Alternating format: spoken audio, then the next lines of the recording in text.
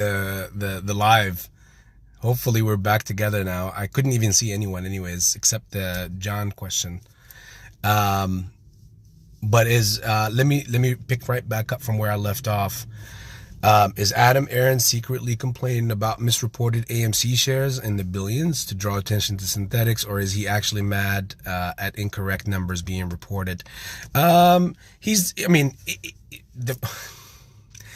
I don't think, from my perspective on Adam Aaron, I don't think he's mad, complaining about misreported AMC shares as far as to draw attention to synthetics.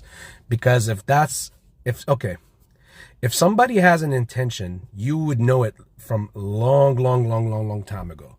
So for example, if I don't like someone, or if you don't like someone, you would have made it clear long time ago. It's been many years. I don't think that's personally what he's trying to do. He's just trying to correct the numbers that are, on an article of Market Watch. Plus, there's a lot that we're going to be talking about right here that would explain to you everything that I've been talking about within this past year and a half, at least from starting this channel. It will confirm all these things as they are occurring piece by piece. Again, sorry, I could tell my voice is all gone because I'm still getting over this sickness. But everything is good. I want to wish all my brothers and sisters a happy Ramadan for the holy month. We're also fasting. So, it's an amazing time. It's just the loss of my pet was really hard on me, honestly, guys. It was really tough. I had to be away for a little bit. I mean, while as in this last week, What's up, my man? Peace and love to you and yours. Thank you, Point Break Thor. You're amazing, brother. Appreciate it. Likewise to you as well, sir. Rain forever. Thank you, sir. Appreciate it. Hopefully you'll never have to go through something like that. But it's a part of life. This is the circle of life. We're all on the same path as well. So it happens. We always,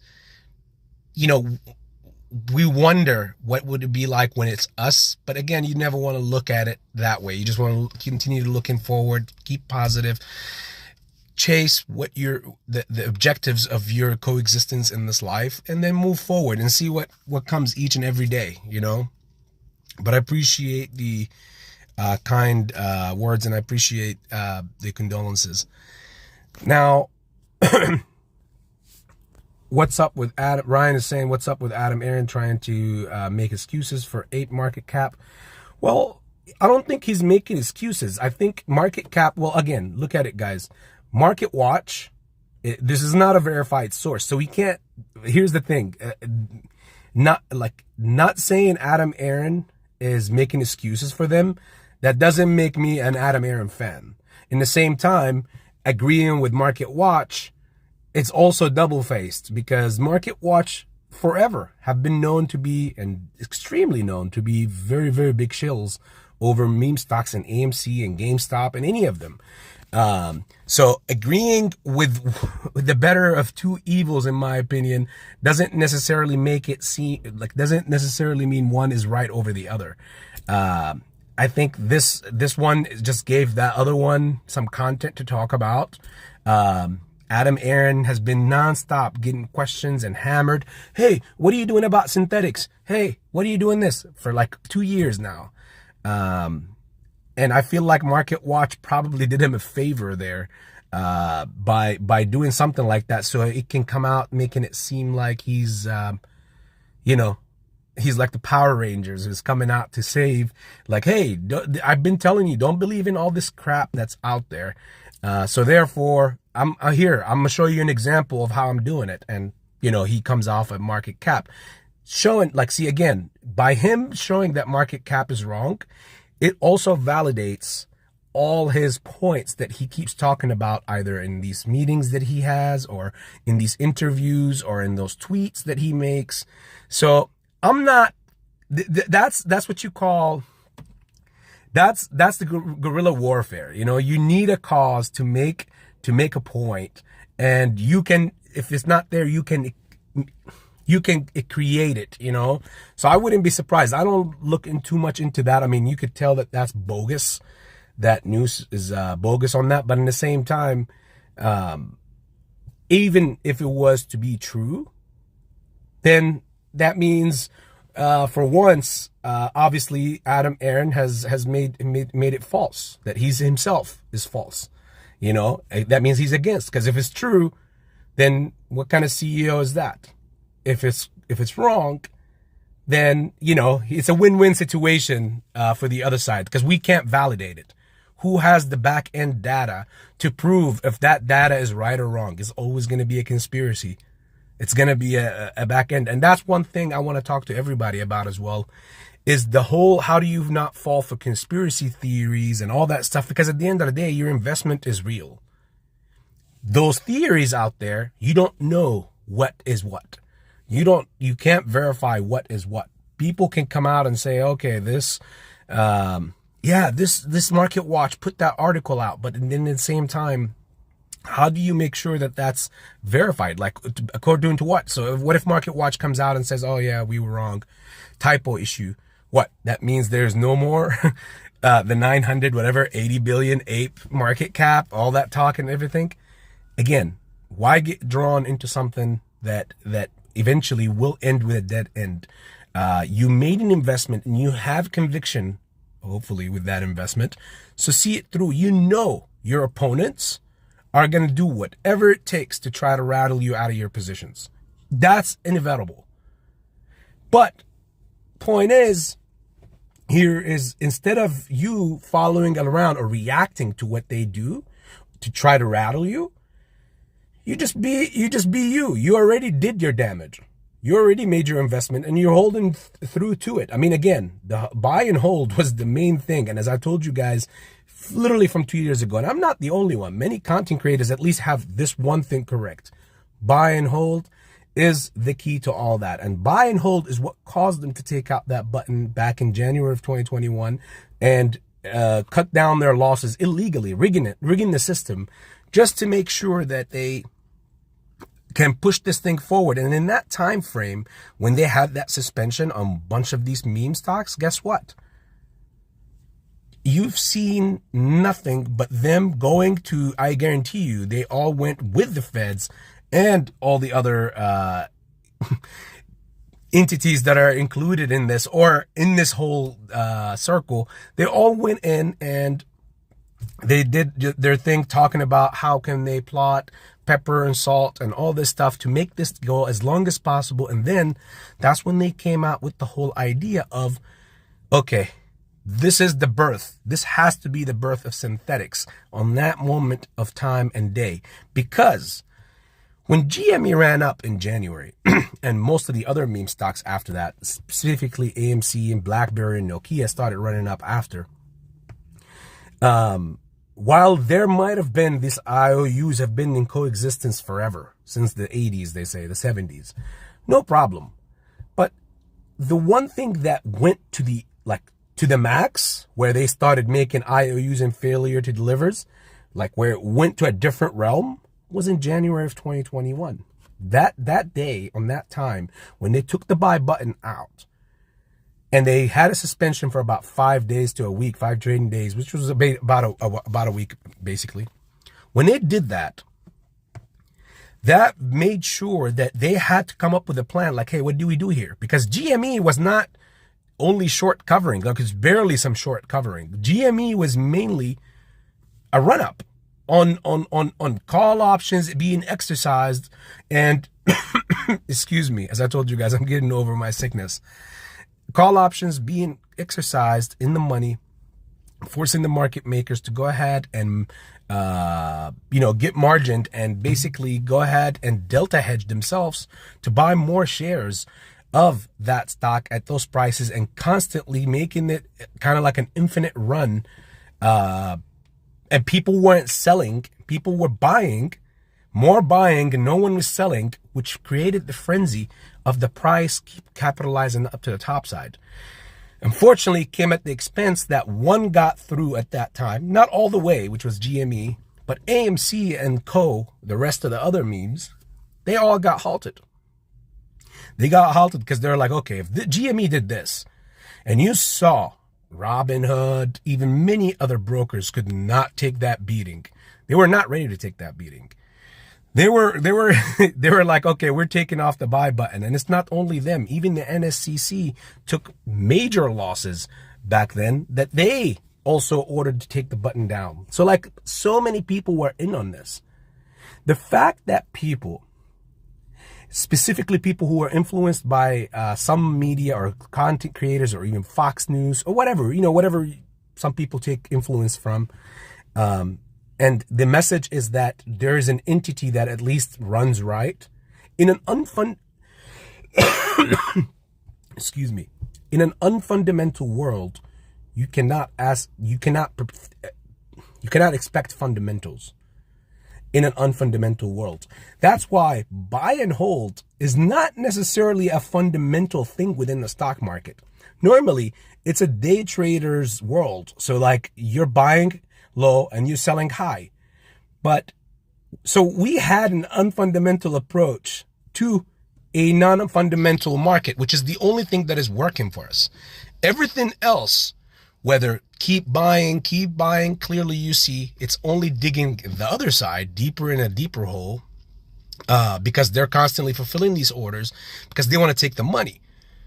What do they do with the money? I've explained many times to you guys what they do with that money. They reinvest it. So most of the times they even short you through your own money and take it and say, okay, we will fulfill this because they have already had an acceptance, a go ahead, a green light. Hey, Loco, what's up, brother? Javi the Great, how are you doing, brother? Hopefully all is well with you and your family and your loved ones. So, and we're about to get into the whole talk about the, like what exactly my title of this video is about, or this live is going to be, and how to expect exactly what we're about to get into. But this background check talk is crucially important because this is the lead up to what we're heading to. And what are we heading to, in my humble opinion? Anyways, so where did I get to? This sickness got me mad. And being away for about a week from you guys made me feel like it's my first time again, all over again. Show some love, family. Make me feel warm again, like it's like I didn't miss a step. So that's the one thing that we had going for us is the buy and the hold. So the unfundamental conditions of the market, when somebody keeps fulfilling orders. See, the crazy thing is everybody keeps dancing around the fire, but act like the fire is not even there. I'm gonna dumb that down for you a little bit.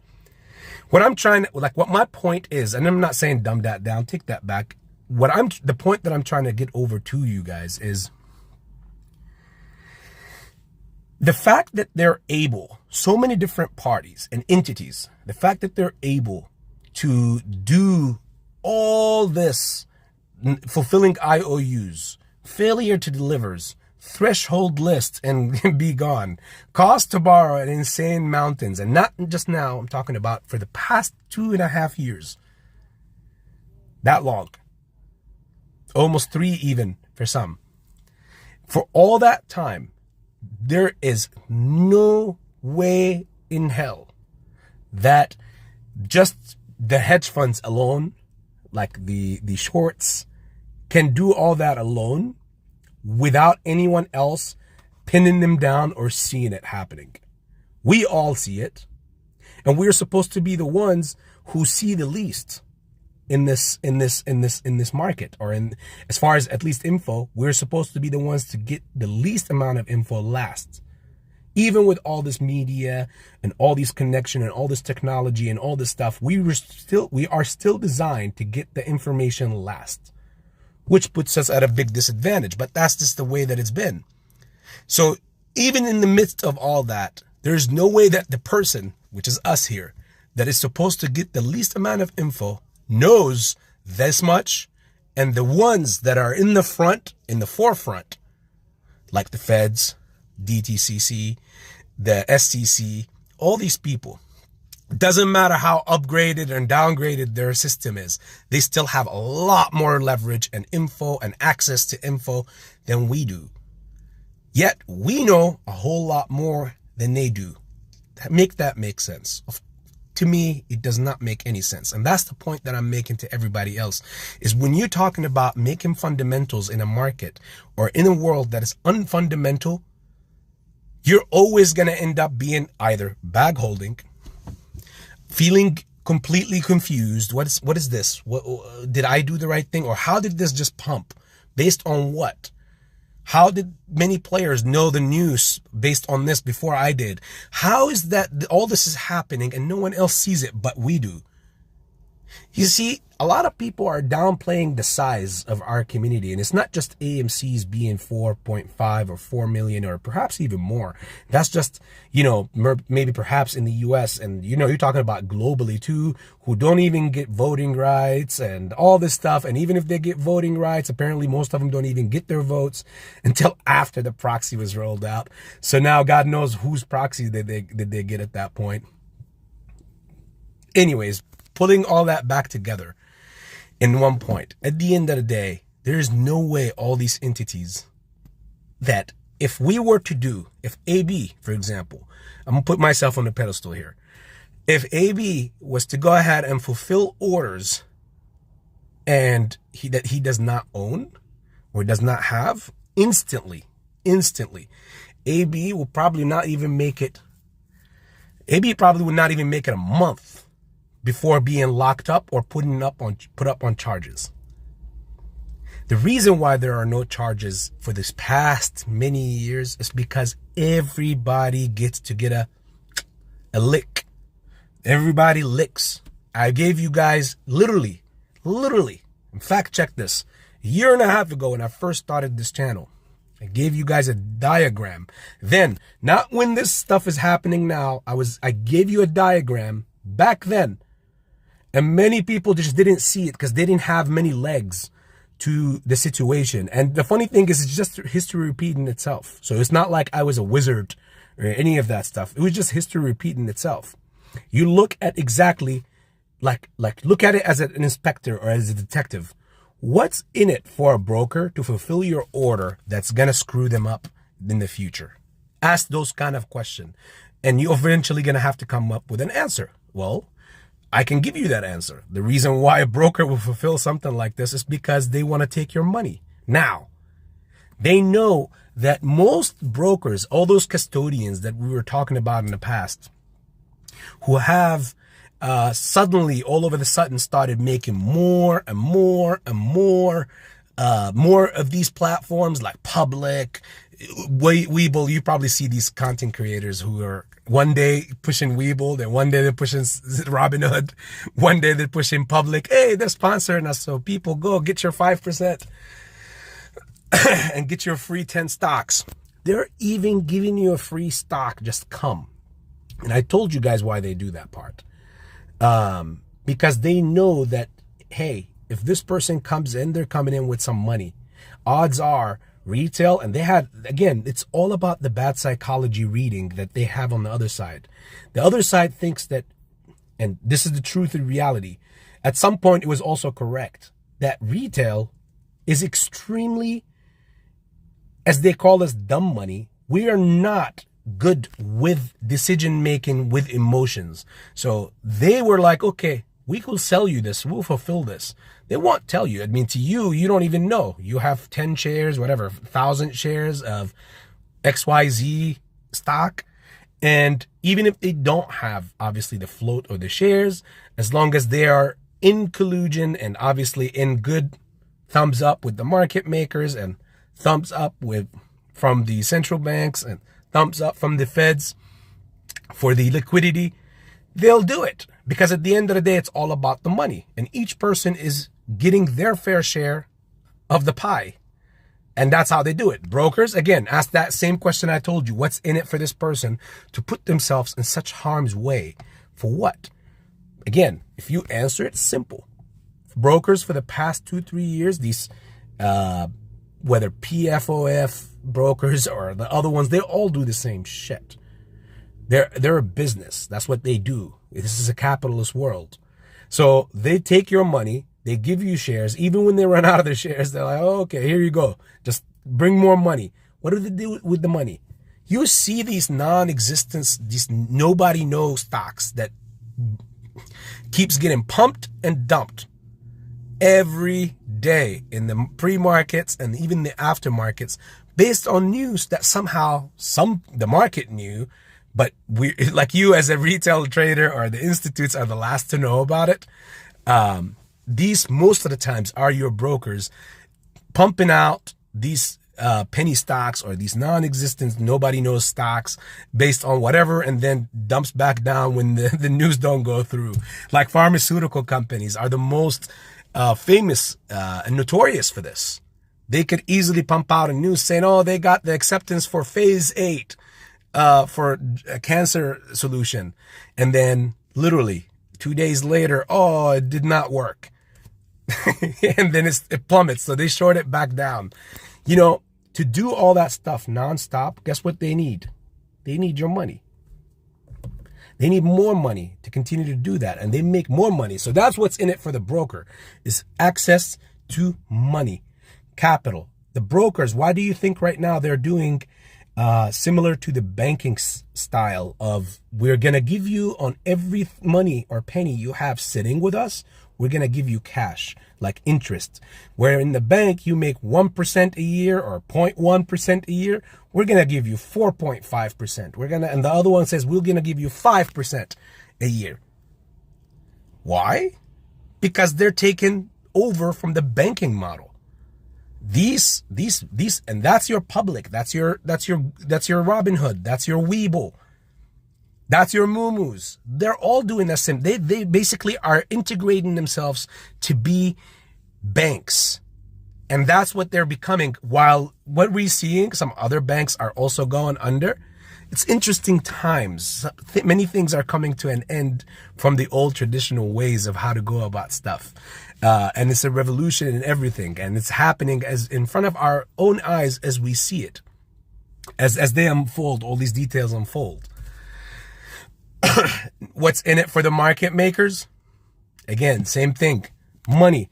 They get to manipulate the markets and make money, and they have access to orders. They even pay these payment for order flow companies or brokers to go ahead and forward them their orders so that they can get them first. And that way they can go ahead and, you know, manipulate the price down after you buy in, or keep you in a loop for a long time. And then most of the times they're betting on the idea that you are gonna sell and get over leveraged and get scared and sell. And I'm gonna tell you now where this and why all this makes so much sense, as in the buy and hold is the most important thing, because it is their demise. In the same time, there's no need for extra like there is definitely need for figuring out who's doing what and implicating them, which is the entire system. When you come down to it, everybody is in on it. Everybody on the other side is in on it. No one can get away with this much madness unless everybody else is in on it. TD Ameritrade gets $650 million a year from Citadel to handle their orders. Of course. Food Dog, well, too bad. Hedgies, I ain't selling. There you go, Food Dog. That's the thing. And I'm going to follow that up with another stat. What we have with Citigroup, what we have with Citadel, what we have with like other market makers like Virtue, Sequoia, many of them who have hundreds of billions of assets that are that they're delivered but not purchased. Well, the answer to that is yes, that is really on the case. But the problem here is, how could they go and purchase assets to things that do not coexist? In other words, let's say that, hypothetically speaking, okay, I'm just going to use any random stock so that people won't start putting words in AB's mouth and stuff. Let's say that Citadel, out of the 65 billion plus assets, and that's just Citadel alone, okay? Keep your eyes on the JP Morgans, on the Goldman Sachs, and the Citigroups. Those are even more deeper cats, and even the Credit Suisse drama. But I'll tell you why all those entities that I just mentioned right now, like the Goldman, Citadel, JP Morgan, the other ones like Nomura, Why all these, except Credit Suisse, even UBS, why are they going to be, for now, protected until the right time comes? And here's why. I'll tell you why, but let me continue to breaking this down. As far as the assets that are delivered but not purchased, how can they? Let's say we'll use sundial, okay? Hypothetically speaking here, because I don't want to use AMC or GME as an example. We'll use sundial because people are like there are some extremists out there, radicals, mindsets.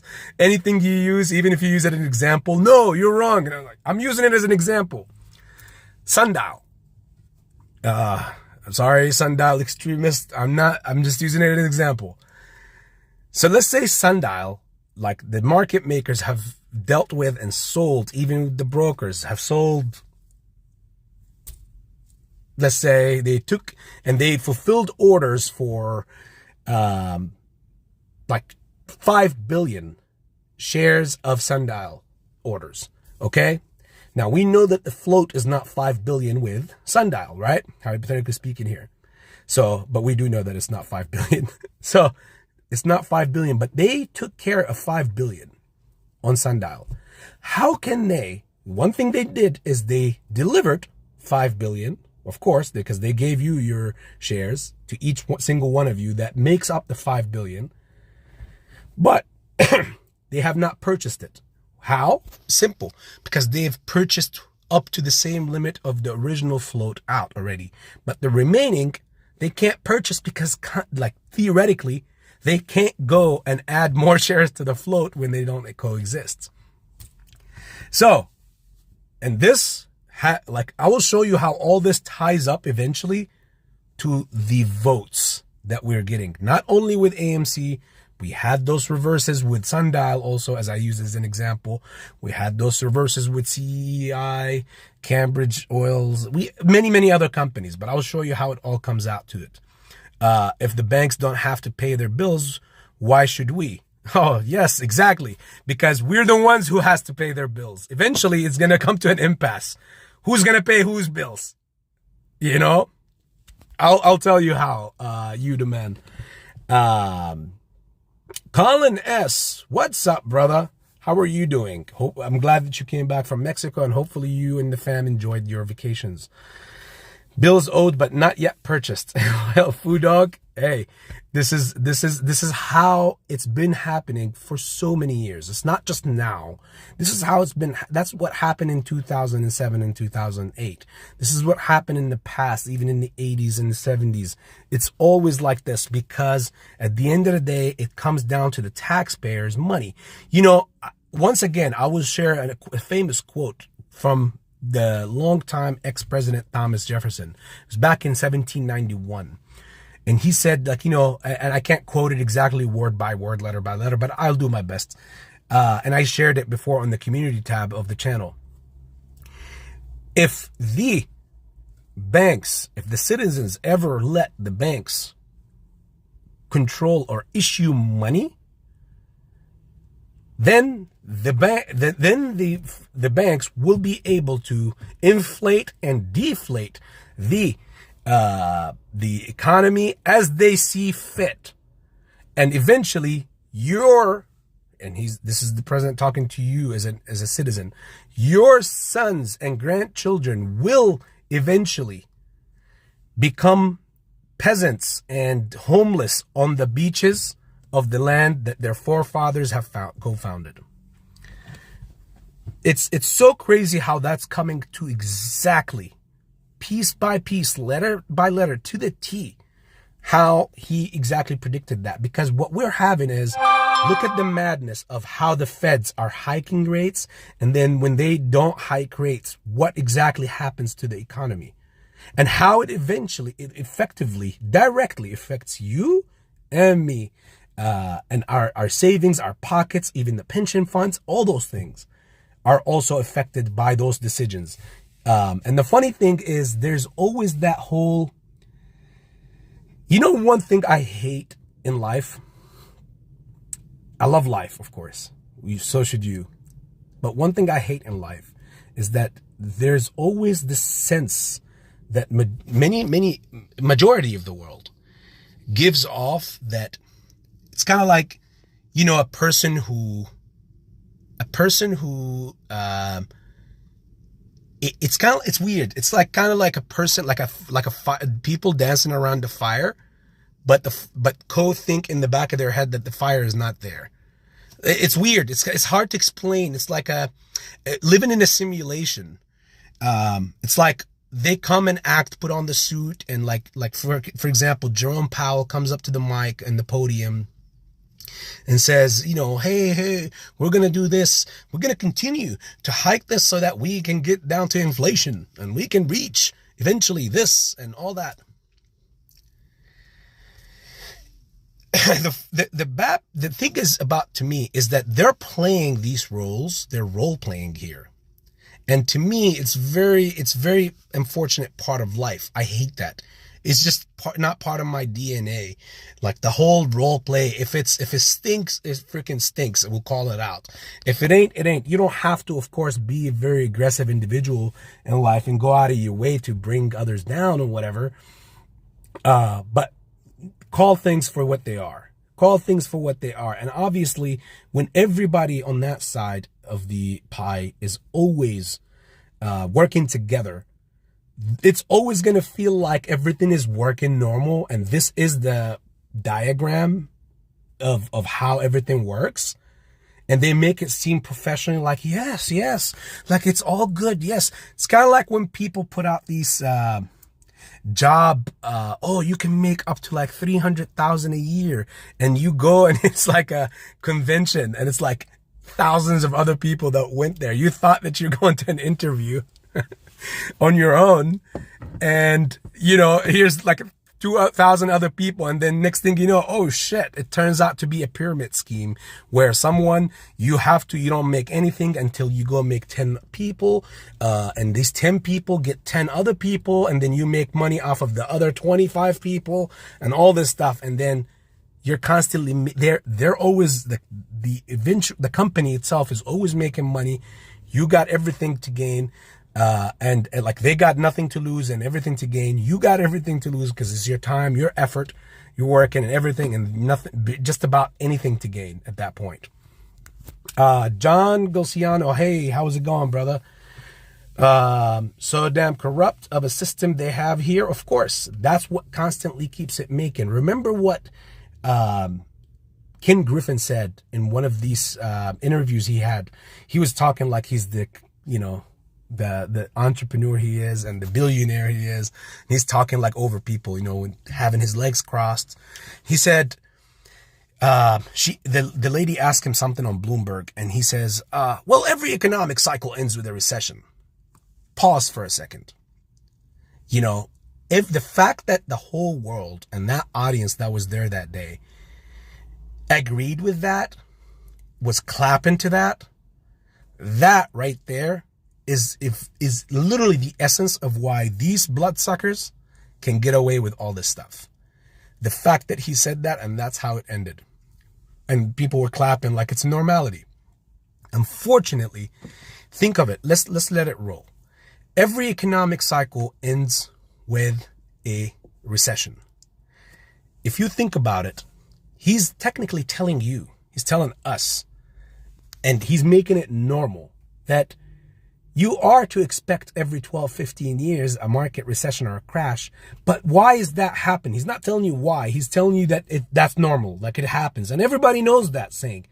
But no one has sat there and started thinking about, but why is that happening? It shouldn't be like that. Truth and reality, it shouldn't be like that. You should not have a recession every 12 to 15 years. You should not have an economic cycle ending with a recession unless a war breaks out that brings down just about everything in general. But the answer to that question is, the reason why he even said that is because the system is set up very rigged from the beginning. And this explains 100% why every 12, 15 years you have the same exact players being in the same exact position, putting the rest of the country in the same exact situation, in fact, the globe, and we reset and do the same thing over again after they get bailed out. basically the 1% constantly keep siphoning up wealth, because here's what the 1% does. Imagine them being 12 people, okay? Let's just say 10 people. The 1% is 10 people. And, you know, the rest of us out there, the rest of the 99% out there is us. For them to continue to replenish their wealth, their power, their dominance, and their fingerprint on this, on the globe or in politics, on everything, which is obviously power and dominance, to continue that stranglehold, they need to constantly keep replenishing. So what they do is they spend. That's why you see them spending lavishly everywhere, almost unconsciously buying anything, doing unspeakable things to people. You've seen that Epstein Island, and what God forbid that you've seen it or you've known it, but at least you can imagine, obviously, as far as what happened with it, what was happening there, and what they do, the evil things, and what kind of bad things they were doing to people there, and how long, for how long. And if it's the only island, God knows how many other islands that these people are doing. And they're doing that with what? They're doing that with money. With what money? The money they keep siphoning up. And as they spend it, guess what? Every 12, 15 years, they're going to get that wealth back. So it's a cycle where they keep living off of our backs for life, for generations, in this economic cycle. So in this economic cycle that Kenny Griffin is talking about, that some are allowed to go up there, similar to the Kenny G's, who, of course, oh my God, they grew up in humble beginnings, somehow in Harvard. And same thing with Bill Gates. They grew up in humble beginnings. I've even seen some news once upon a time where Bill Gates was an ice cream salesman in the parks of New York. And somehow luck struck and he became Microsoft and all this stuff with Wojnarowski, whatever that guy, his partner. And all this is so amazing, right? Like all these crazy stories. Oh yeah, Bezos, same thing, humble beginnings and everything. And next thing you know, in Stanford, we're not going to sit there and act like or pretend like the fire is not there. As I was talking earlier, dancing around the fire and acting like it's not even there. Quit the BS, as they say in today's world. Quit the cap. I don't know how that came out, but that's what they say in today's world. The Gen Zs. Mrs. Chase, how are you doing? Nice to see you here, my friend. Thank you so much for being there for me when I needed it most last week. I appreciate all the family members and all of you guys that actually were there for me. It means a lot. It was tough. And as you can see, I'm still coming off from sickness. So I'm getting back. Don't worry. AB's coming back. So the point is, these people we are all in a recycle. What Kenny Griffin was talking about, in every economic cycle ends with a recession. That's because of the design that we are in is a terrible design. He's making that as he's validating that point. He's true. So therefore, to the masses, he sounds like a genius, a man way out ahead of his time. But the reality is, no one is sitting there and saying, why is it like that? It shouldn't be like that. It shouldn't be where every economic cycle ends with a recession. It should not be that way. Because if that's the case, that means someone is taking more than what they rightfully should from someone else. Well, in that case, we know for so many centuries who has that been and how they're taking it. Because again, that power, the hunger and the thirst and the lust for power is super, it's like a thirst that can never be quenched. And these people, they can't see themselves being anywhere else besides where they at. So, for example, to keep that wealth for centuries, and we're talking about since the beginning of mankind, for centuries, this is what this controlling entity or the 1% have been doing, is to stay where they're at. And the only way they could do that is by keeping you where you are. That's the only way. And if you were one of the fortunate ones to break out, you have no choice but to jump into that club, in their club, be in their same thing, or you don't, and they bring you right back down to the 99%. That's why you see all these news about all these celebrities that have sold their souls and all that. And we're not going to get into that part now, but this is why you see all that stuff. Like, oh, they're sellouts. They sold their community. They sold their people, blah, blah, blah. Because again, to get into that 1% club or 10%, 5%, 1%, you have to be part of that club. No one is going to let you just go in. Like Bezos wouldn't have been, or even Elon Musk, he wouldn't have been able to get as far as he got, or even Bill Gates, without having to go through these people. Same thing with what you've seen with like Elon Musk. Many people say Elon, and all this stuff. And I used to like the guy because of the way that he speaks and how he's like rock star. But again, when you look at it, like when I seen his pictures with King Griffin and Kushner in the World Cup, like sitting in the same suite, I was like, oh yeah. And he brings liquidity. And then when I saw what he was doing with Tesla himself, as far as like dumping his own shares ahead of its breaking down in price,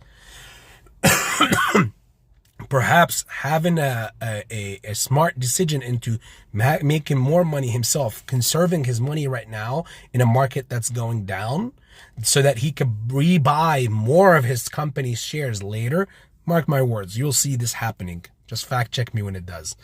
Him buying back most of, even his brother-in-law, same thing, did the same thing. His brother did the same thing.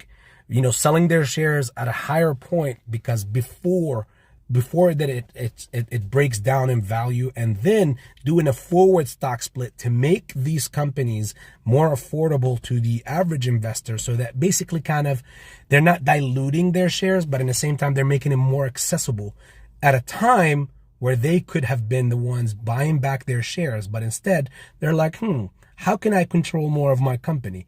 If I sell now, obviously others are buying. When the market tanks, everybody will be over leveraged, and most of these people who bought from me at this point, basically, or covered those shares or bought those shares, they will be dumping them for pennies on the dollar.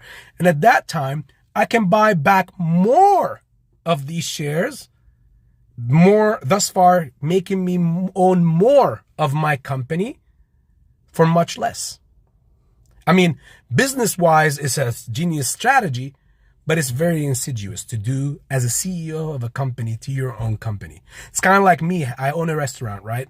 I go in there and I'm like, they're going to have let's say I find out from my circle, from my 1% circle, that we're going to have a market breakdown in all the foods and the vegetations and all that stuff. So I know restaurants are going to get, like my restaurant's going to get screwed. It's like me going and saying, oh, okay, I will lease you my restaurant for a 1-year lease to somebody. And somebody comes in and is like, oh, okay, let me look at those sales. You're making really good sales, AB, here in Greek Burrito. So I will go ahead and lease it from you. Now, all the like responsibilities on this person who just leased my restaurant. And in that same year, everything tanks, everything goes down. He comes to me begging, saying, hey man, I'm not making any money. How can I do? Well, a contract is a contract, my friend. You leased it. Now, when he tanks, I'm still getting money in the worst of times. When it's time a year later to receive my place, I receive it back, and it's time to go right back up. No more vegetation drought, no more meats drought, and none of that stuff. Everything goes back perfect. I just found somebody else to shoulder the loss for me before jumping right back in myself and taking care of the profits. See, this is where insidious things happen. Hey, Jam Bams, how are you? Thank you. Mr. McCohen, thank you, sir. How are you, brother? Thank you for being there for me last week. Food Dog, AB's Burritos and Stonks. I might have to open one of those restaurants as a chain. You know, why not? Would you be interested in running it, Food Dog? Shirley, hey, happy Ramadan, AB. What's the topic? Dior. It's amazing. Shirley, we're talking about burritos.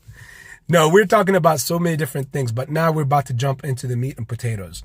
So how many people saw that FEDS FOMC meeting that I was telling you about last week? And by the way, before I start talking about that, shout out to all the content creators who were pumping the bull market in the beginning of 2021, who perhaps were trading for the past 6 to 8 months. That's their trading career length.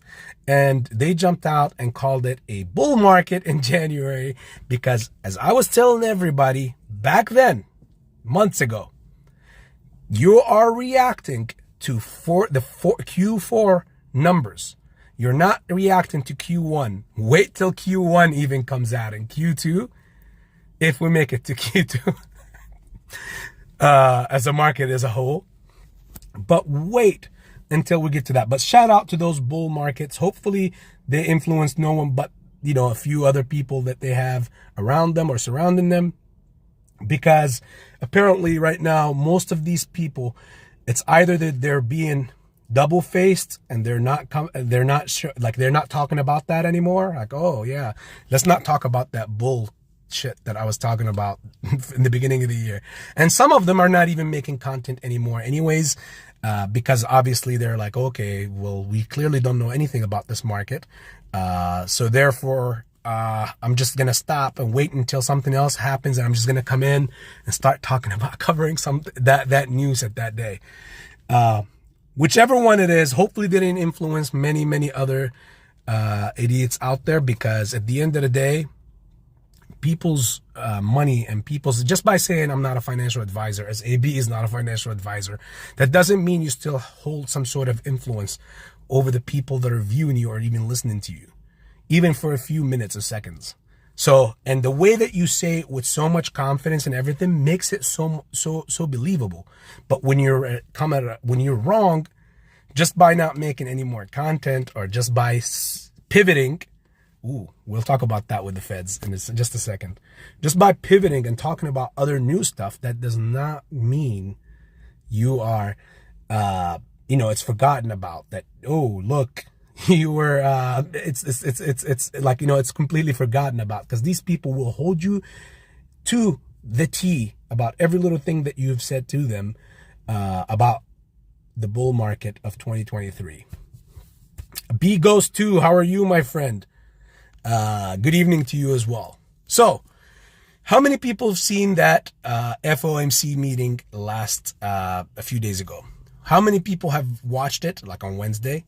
And like first, I want to see here, like, how many people have seen it, because there are so many. This was by far the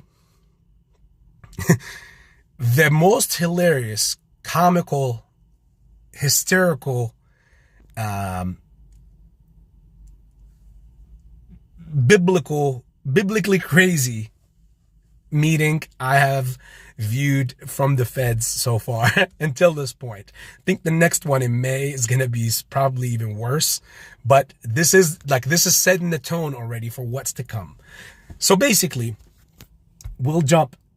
Basically right now, we're at a 5% Fed rate hike stance, which is only about 25 basis points away from where their projected target is. Now, the funny thing is, when was the last time we've been at that 5% rate zone? If you guessed it right, and you said 27, back in 2007, not 27, sorry, in 2007, then you are correct. 2000 to 2008, 2007, 2008 crisis. Now, the Fed not only we already had catastrophes happening at the 4.75 range. Now they've raised it another 25 points. And I've told you, if they raise, what will happen? And you see it, the fear in the market. Now, right before the fear in the market, look at the thumbnail of this video or this live. The banks and the Feds, not all banks and the Feds, but certain banks and the Feds with Bank of Canada, Japan, and basically their allies have been adding more and more and more to themselves, to collide with themselves, to take care of themselves in these times, to just get them over the hump all the way until the end of April, which takes them to what? To the next meeting, the FOMC meeting in early May. Basically, it's going to be a showdown. In the same time, I wonder what's in the end of April. Maybe you guys, one or two of you guys would know. Carlos E. Gonzalez not selling, only buying lower mic average. There you go, sir.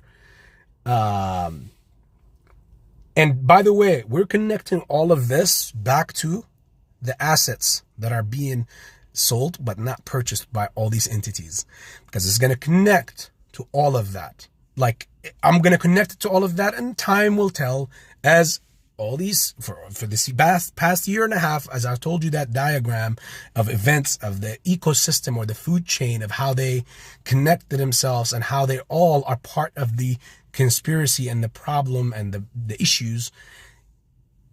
I will let time tell you and show you how all these things can obviously connect eventually, all the way leading up to the reverse splits and the conversion, and why does it have a lot to do with all what's happening or transpiring in front of us. Thank you, Shirley, appreciate it. Sheen Dials, how are you, sir? So the Fed raising or hiking the rates another 0.25 basis point to 5. Now, exactly 5 basis points. Now we have another in the FOMC meeting in May. We have another expectation to raise another 25, as what they say they want, to 525 basis points, which eventually, it's like, you know, you go to the bank and you say, hey, I want to get a loan. And now the banks are obviously incorporating these hikes in their loans, in their mortgages, that they're applying to others. So like, hey, if you're going to go get a loan, even if you have great credit, no matter what, you're not getting no 0% interest rate. You're not getting no 5% or 4% interest rate, because, you know, the banks have to make their cut. So obviously they're going to tack on what they need to tack on. AMC to 160, maybe perhaps, I've said before, don't be surprised if you see the 3s, maybe the other upper 2s. I don't know, 160 is too much, unless the yes and vote goes through. Then afterwards, yes, I could see stuff like this not coming down necessarily all the way to that point, but I could definitely see exotic things happening to AMC after, because again, I'm explaining all this to why the yes has a lot to do, or this vote has a lot to do with where we're heading and why they need this vote to go through. Why for all this time I have always been saying, guys, the system needs this yes vote to go through. Not AMC in particular, the system. The system needs it, because it also ties up to all these assets that have not been purchased. And you know what's funny? Well, it's definitely not funny, but you know what's crazy? How you can fact check this? When all these assets that need to be purchased by these market makers and the banks that we mentioned, Citadel, Citigroup, all those, Susquehanna, all those, when they go away and magically disappear completely, surprisingly, after the reverse split and the squeeze happens, then you would know exactly why suddenly, oh shit, they're not on the hook for 60. A lot of people are going to come back if this yes goes through, or a lot of people are going to come back and say, well, what happened to all these assets that needed to be purchased? Well, if majority of them have completely have disappeared, if not completely not on paper anymore, just an amount that the system can go ahead and bail out, because eventually the Feds, as I told you literally a year and a half ago, there's no money that any of these entities have to cover this madness, especially with people like us who are saying that we're not selling for nothing stupid or cheap. We're not selling even for reasonable numbers. We know our worth and value, and it's much higher than what you're offering us for these shares. So they know, and I'm like, this is my humble opinion. They know that we will not sell for that. And that's why this vote has to go through for them.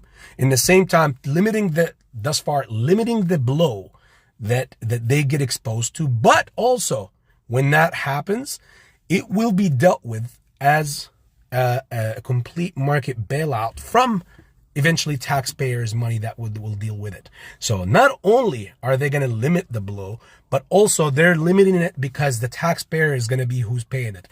I wonder how many times have I told you guys in the past, literally year and a half, that eventually when they do this bailout, they will also label us as being the catalysts for all the taxpayers' money who's going to be paying and picking up the tab on all of this.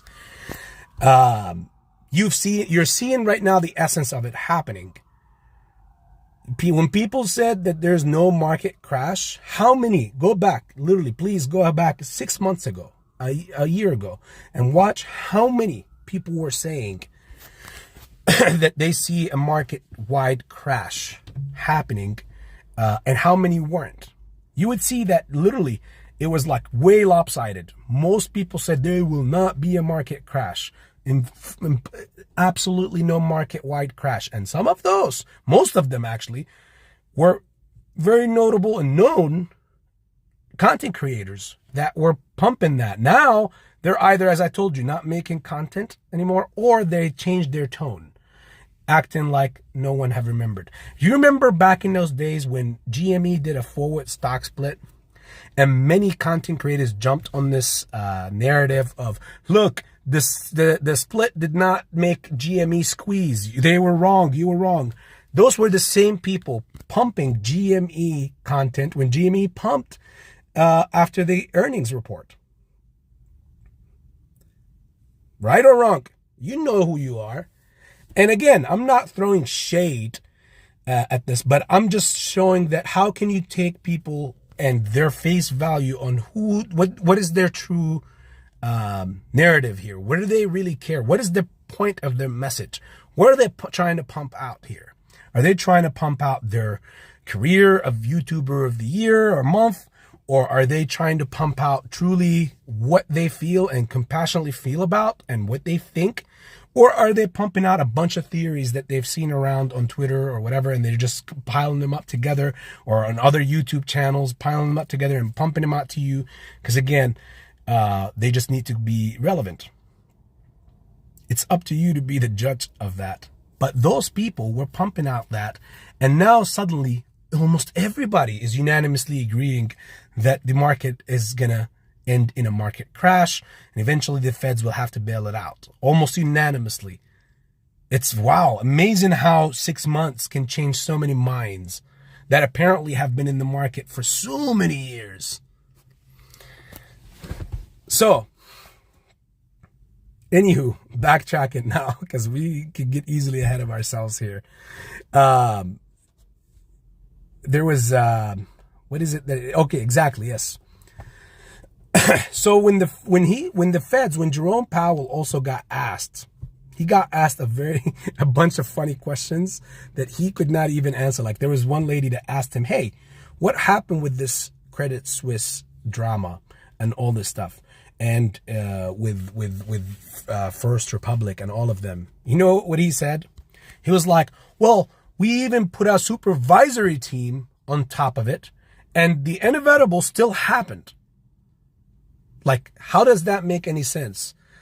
Put it this way, which kind of his answer put him in the cannons, in the front cannon for the next question, the follow-up question from her. Hey, Mr. Stitt, how are you, Christopher? That's one good ape right there. That's an amazing person. We are here for big bucks. Pocus, yes, sir. Indeed we are. Hopefully you're doing great as well. Yes, Miss Chase, they came out of the woodworks out of nowhere now. out of the woods when GME had a great report, right? Anywho, so when he answered that, she asked him and she was like, so how could this happen? He was like, hey, well, we had even a supervisory team to make sure that this does not happen, but the inevitable still happened. And instantly she followed him up with another question. So did you guys have any idea, or did you know about this? He paused, literally. I don't know how many of you guys caught this here. You can put a hands up or thumbs up in the comment section. You know, he paused for like a good 3 seconds, stared at her, gave her the stare, and was like, I'll have to get back to you on that one. That one, I was like, that was my moment. You know, he couldn't say yes or no, because if he said yes, then it's like, okay, so you knew about this, and that's right there is a big problem. And if he said no, then he would also be lying, and in case there is a case coming toward him in the future, he would be completely effed. Citigroup owned nearly all the floors of the Building 7 at the World Trade Center. Yeah, exactly right. And it had like what was it, like a 50 billion insurance policy on the World Trade Center. That right there, I mean, that is a topic by itself. Like, we could get into some other day. Again, it's so back now, but like, we could get into some other day that would, like, so many things, like about the whole thing. Like, I have to keep my mouth shut as much as possible sometimes, because it's the number one, it's the number one bullish reason for what gets me in trouble sometimes. But yes, Food Dog, that is very true. So anywho, so when she asked him that question, and she was like, so did you know about it? Did the feds know about what was happening? Like, besides the fact that it still happened? And he was like, I'll have to get back to you on that one. Hey, just another ape. AB, I know some small things came up, but I want you to know I respect you. Let's meet AA together on April 28th in Vegas, and I'll buy you a beer. I appreciate you, brother. Thank you for the kind gesture. Hopefully we all end on the nice end of this movement, you know. We're all good. I don't hold grudges, brother. I know some small, as you said, small things, but, you know, small things are for small people, and that's how it is. And, you know, I don't hold grudges, because holding grudges is always just going to keep, you know, people down. But it's just in that community. You can't be a family or a movement or a community if there's any pillars within that community that are cancerous. It can't grow as a family. We can't be one movement if, obviously, we have people who are constantly digging in and obviously bringing others down, and behind closed doors and scenes that are, you know, talking about people, bringing people down and speaking about them. Again, I've said that over there in that community, and I said, like, you know, I respect the men who would say things to my face of exactly how they feel, but all this, specifically, it has to be correct as well and true. But that stuff, again, I just leave behind. So you don't have to apologize or, you know, be, you know, for anybody else. You're good. Every man eventually answers to his creator for his own doings. So that's all I care about, is eventually who I have to answer to. I don't care about any grudges with any human beings, because at the end of the day, no human being can take care of my sins or my good deeds in front of my maker when I meet him one day. So you're good, brother. Hopefully we do meet either in Vegas or anywhere else. There is no such thing as a former ape. I don't know. Where did that come from? Sheen Dials, Point Break, South Carolina. Just a lifelong Philly fan. Hell yeah. So So yes, so where I was at with the point, so when she asked him that question, he's like, I'll have to get back to you on that one. And there's the last question of that stream. Maybe we'll do a reaction to that stream, to just the questions part. But she asked, like, one more lady asked him a last question at the end of that meeting, FOMC meeting, and he was like, I can't answer that one. He was just like, that's it for today, and he just walks out. He did a Biden on all of them. Surely, yeah, it would take more than 3 or more live streams to cover that one. You demand, is there a case against ater with buying the vote? I don't know. Personally, I don't know. Not that I know of. I've been last week. I've been, completely down and away from everything and everyone because of the loss of one of my family members, which was not to downplay it, but it was my pet, but it's the one that used to always interrupt the lives that we have, like lives like this. And that's why I'm having a little bit harder time to, try to do the live in the place that I do it normally, in my man cave down in my home, because it reminds me of them. I'm still getting over it, but yeah, and I'm still also getting over my sickness. So, I don't know, like, as far as like all this breaking news with ater and everything, but I do know one thing, as I told you guys, like the break, like, and the connections of why all this stuff needs to happen the way that they do. When all these companies that own, like, they sold nonstop, they took the money for over 2 years. They've been taking money from all these investors, from all you people, from not just AMC, but from GME investors, sundial investors, the market entirely. Because it's a big pot for these market makers, a big whole pot that, everything gets grinded in, like on a meat grinder. They give you, they keep giving you come buy more, even if the float is all locked up, they'll fulfill the orders. We see what's happening with Credit Suisse right now, right? And Credit Suisse is just maybe the person that they're putting as a sacrificial lamb right in front of, in the forefront, of all of this.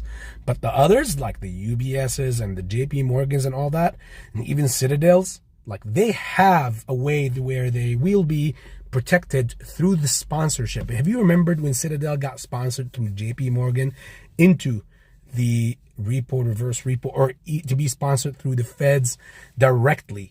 Through that, this was them putting up all their pieces, setting up all their pieces in the same direction. And as I was telling you also, like a week and a half ago, when the first banks started going down, like about 2 weeks ago, with Silvergate and all this stuff, they, like the other side, a lot of people were talking about, yeah, this is bullish. Well, of course, this is kind of bullish, but this is what the other side is doing so they can have more power on the entirety of the market and the entirety of the financial system.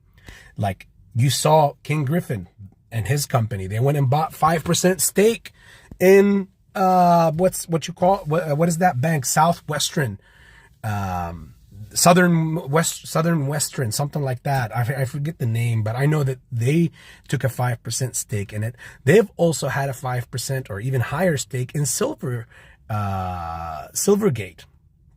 So, and we've seen Silvergate today do a 53% run up, which eventually in like a day or two, everybody's going to react to. It's like, oh, okay, yeah, some other people bought into it. And because they need this crypto banks. They need the crypto banks because that's the best way to transfer money back and forth from unknown sources to have the capital that you need. So they need those. And it's not the only one, but they need those. How can you capitalize on such a situation? Or in some other cases, similar to what happened with crypto. Actually, this is the best example. Let's go back to when Bitcoin dumped from the 30 and the 40,000 range, when it was in the 40s and the 30s. To take a position in there, in order for Kenny G and BlackRock and all of them to basically make more money and to have more leverage and walk in and have this, as they already have been, working on being the market maker for the crypto world, How can they come in? They can't come in and be the market maker of something and not have the majority of the bread of the space that they're going into. So to do that, they can't come in when Bitcoin and all the other coins are so inflated. To them, they're so inflated. How did they, get in anyways? They don't take no for an answer. They went ahead and schemed with BlackRock, as the the news and everything shows or speculates on. They went ahead and followed up with the Tether and then Luna. You saw what happened with Luna and what they did, which eventually created a cascading effect through the rest of the crypto realm. Bitcoin got dumped. Ethereum got dumped. Everything got dumped, all through one coin being dumped. And next thing you know, guess what?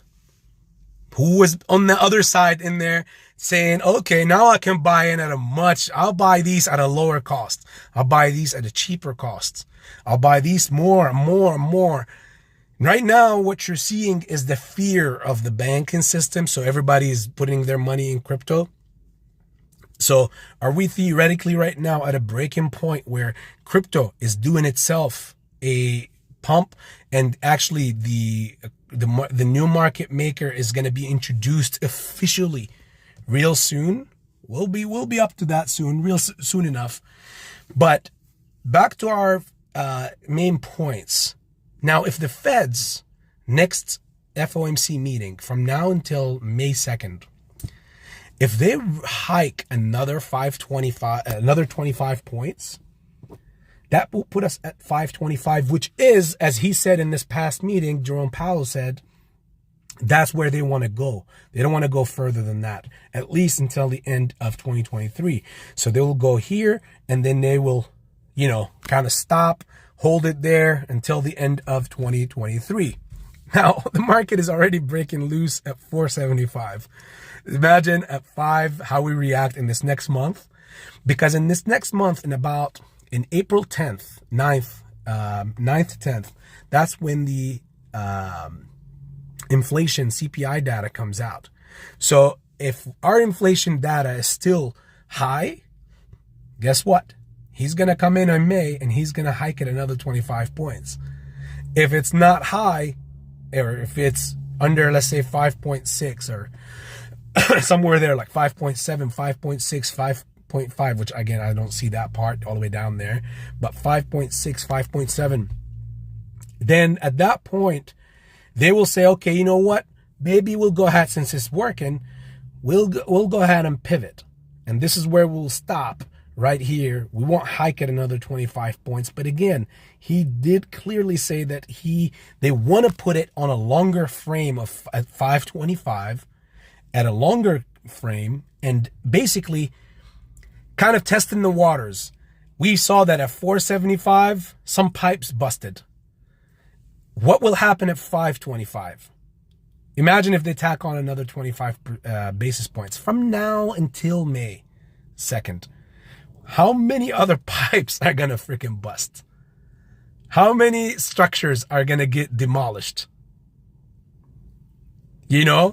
So that, like, the fact that they're doing this will put you back, will go back to, there's many words to cover, like, over this. Like, there is the recession, depression, stagflation, hyperinflation. I think we've already been through the levels of hyperinflation. That's something of the past. I think personally we are in something called that, or what the Feds want to use is the stagflation, as I've mentioned to you literally, like, I think it was like about an episode that was about 4 or 5 months ago. It's the better of kind of like two evils. There's no other way that they can get through without that, but it's also the only thing that can help prolong this madness that is happening with the markets for as long as possible. Because again, all of it loops back to one thing, which is hoping that you would sell, you get leveraged. Okay, let's go back to 2021. They made the meeting in January 1st of 2021. They're like, okay, we can't tell people you can't buy anymore. When they went in that meeting, when they took off all the buy button and all that stuff on those meme stocks, they knew that in that meeting, they couldn't come back and say, okay, nobody can buy stocks as much as they want anymore. That's just not an answer, right? So they already incorporated that in their meeting. They also couldn't come back and say, you simply can buy only this limit of such and such share, because if they say something like that, that will entice many people to go ahead, even the ones that don't know, to come and jump in and try to buy more as well. Because hey, why are they limiting the buy on this?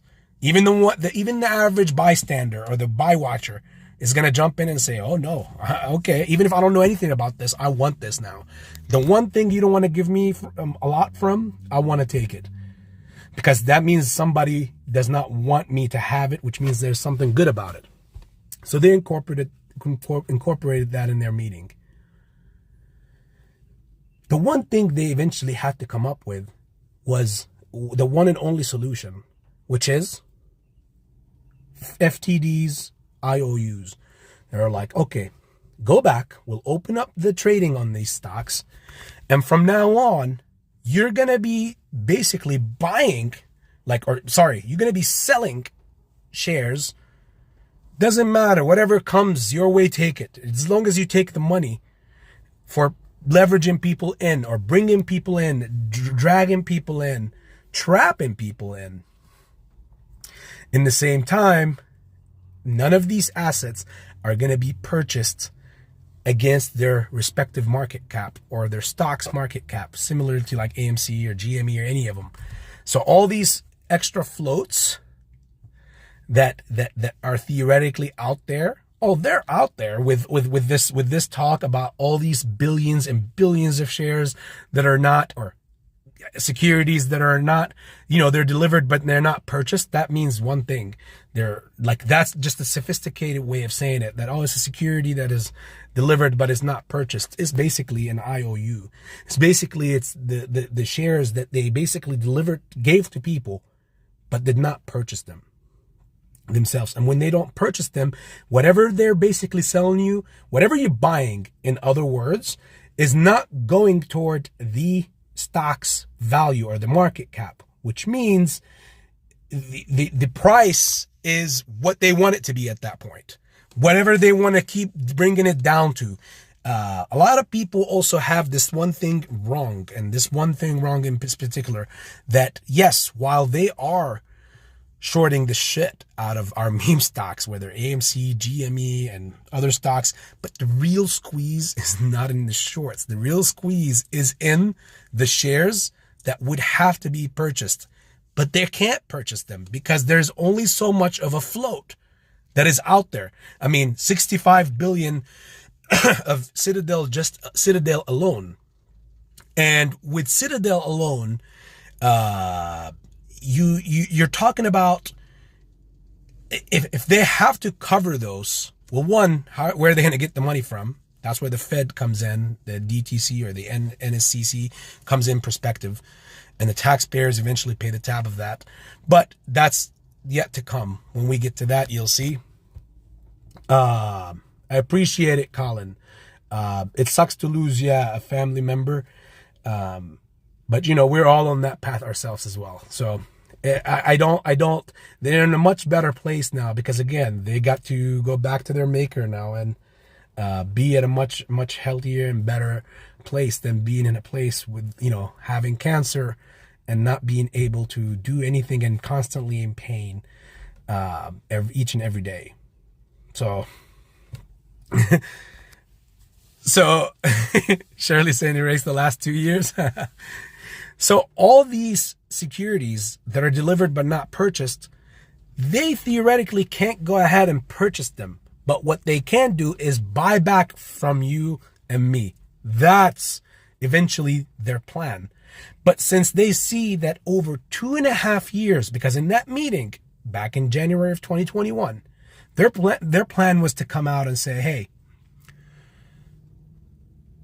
we will sell sell them, take the money, we can invest with it, we can make a lot of money.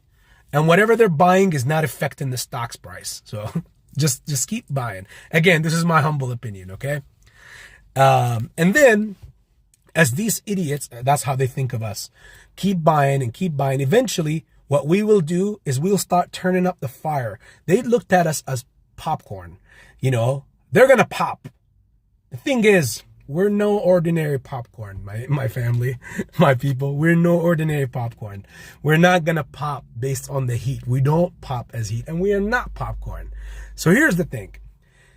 As they keep delivering these shares to people that we are buying with real money, real investments again, but they're giving you fake or synthetic shares or IOUs, they're saying, how long can dumb money hold for?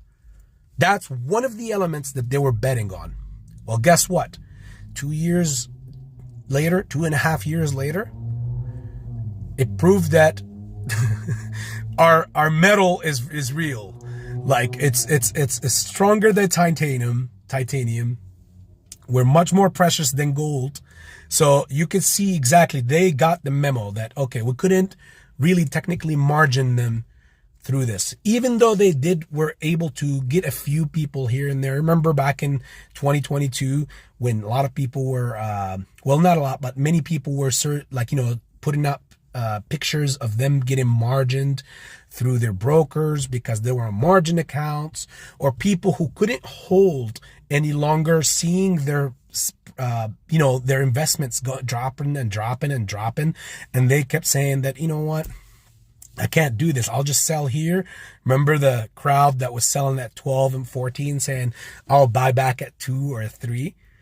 Those crowds, like, those are the same crowds that didn't receive, obviously, even APE, even though you guys know how I feel about APE, but those people didn't even receive APE.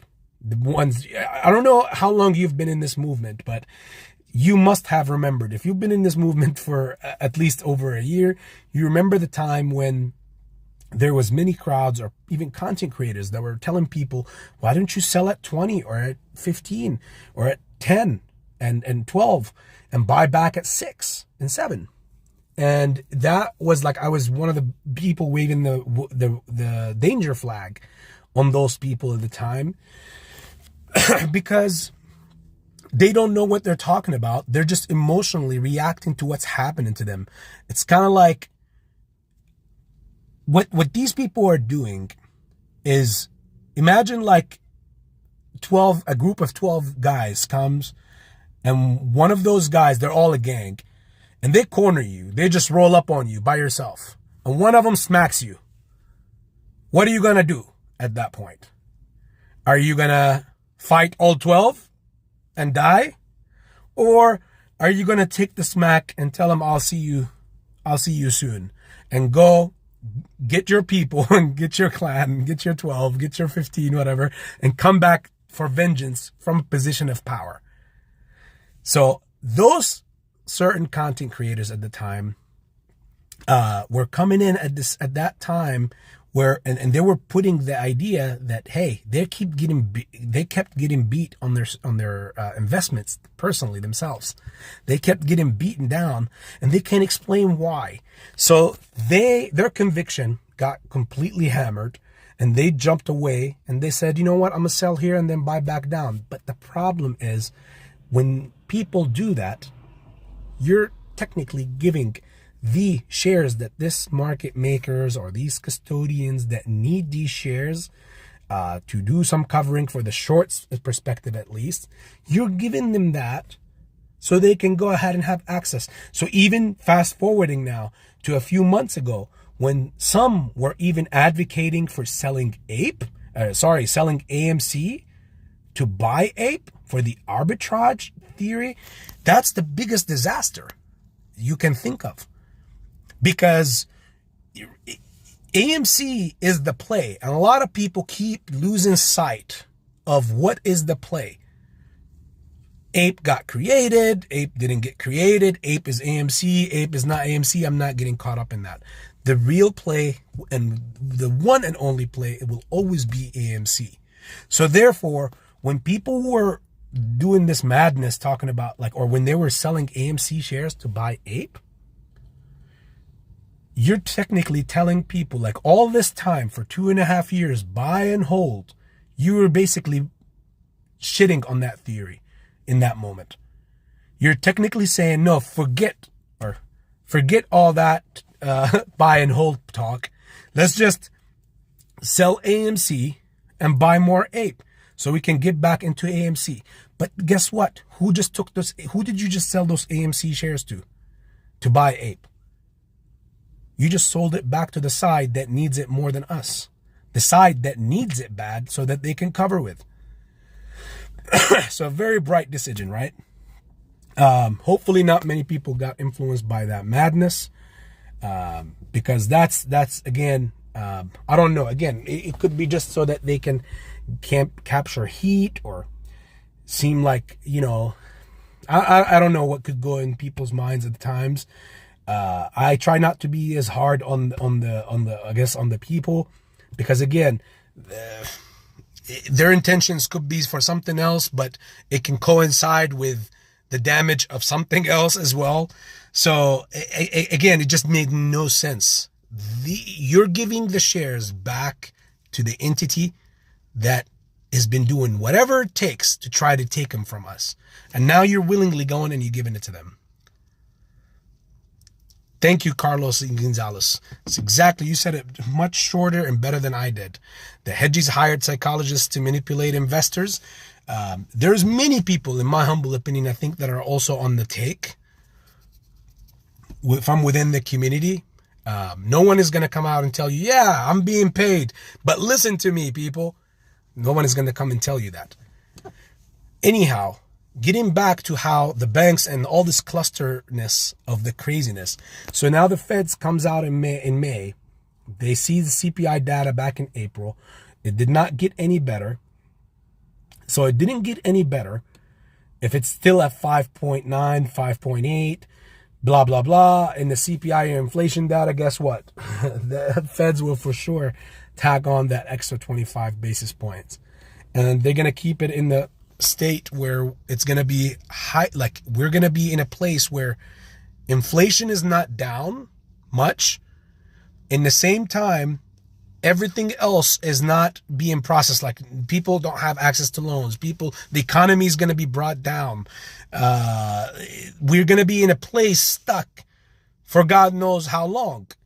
Now, of course, just at 475 basis points, we already had so many pipes being broken in the system. Now with 5 being on the table, of course, and installed, and it's loading up right now. I've loaded up on Twitter. I said, I remember on Twitter like a few days ago, as soon as they announced that extra 25 base points, I was like, fear incoming. And at that point, if people actually took that, exactly what I said on that point, an hour after that tweet that I tweeted, the SPY in the market took, it went up to 402, and then literally like an hour after I made that tweet, it dropped back down to like 392. That's what it closed at by the end of the day. And we didn't see nothing yet. In a few more weeks, you're going to have the Q1 reports. Yeah. These are the reports that I've been telling you for the past like 3 or 4 months, especially with the bull market theorists, to pay attention to. This is what will define 2023, and you will see it you'll have a front row seat to it, to watch it. Q1, if we make it to Q2, you'll see Q2 as well. But Q1, watch how these stocks that are way over right now, like the Netflixes, the Amazons, and I'm not hinting at doing anything here.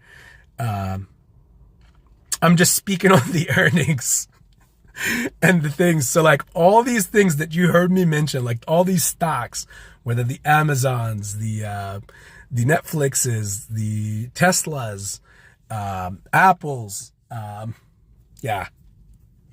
Watch Q1 reports and how the magical drops happen within these companies because the reports are not going to be good. The reports are not going to be at least as good as they once used to be, or at least within the past year.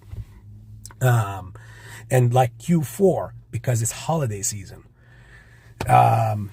So I believe I believe I just right now, like literally have said a few things that could give a good idea. And I'm trying to watch every word here that I'm saying, so I don't say too much that would put me in harm's way or whatnot. But I believe I just given people enough of a picture, or drew enough of a picture for you to expect, you know, what the coming rupture. I know a couple of these YouTubers are getting paid, and I can say names. Is not stupid. You know, 10-1 is good for shorts.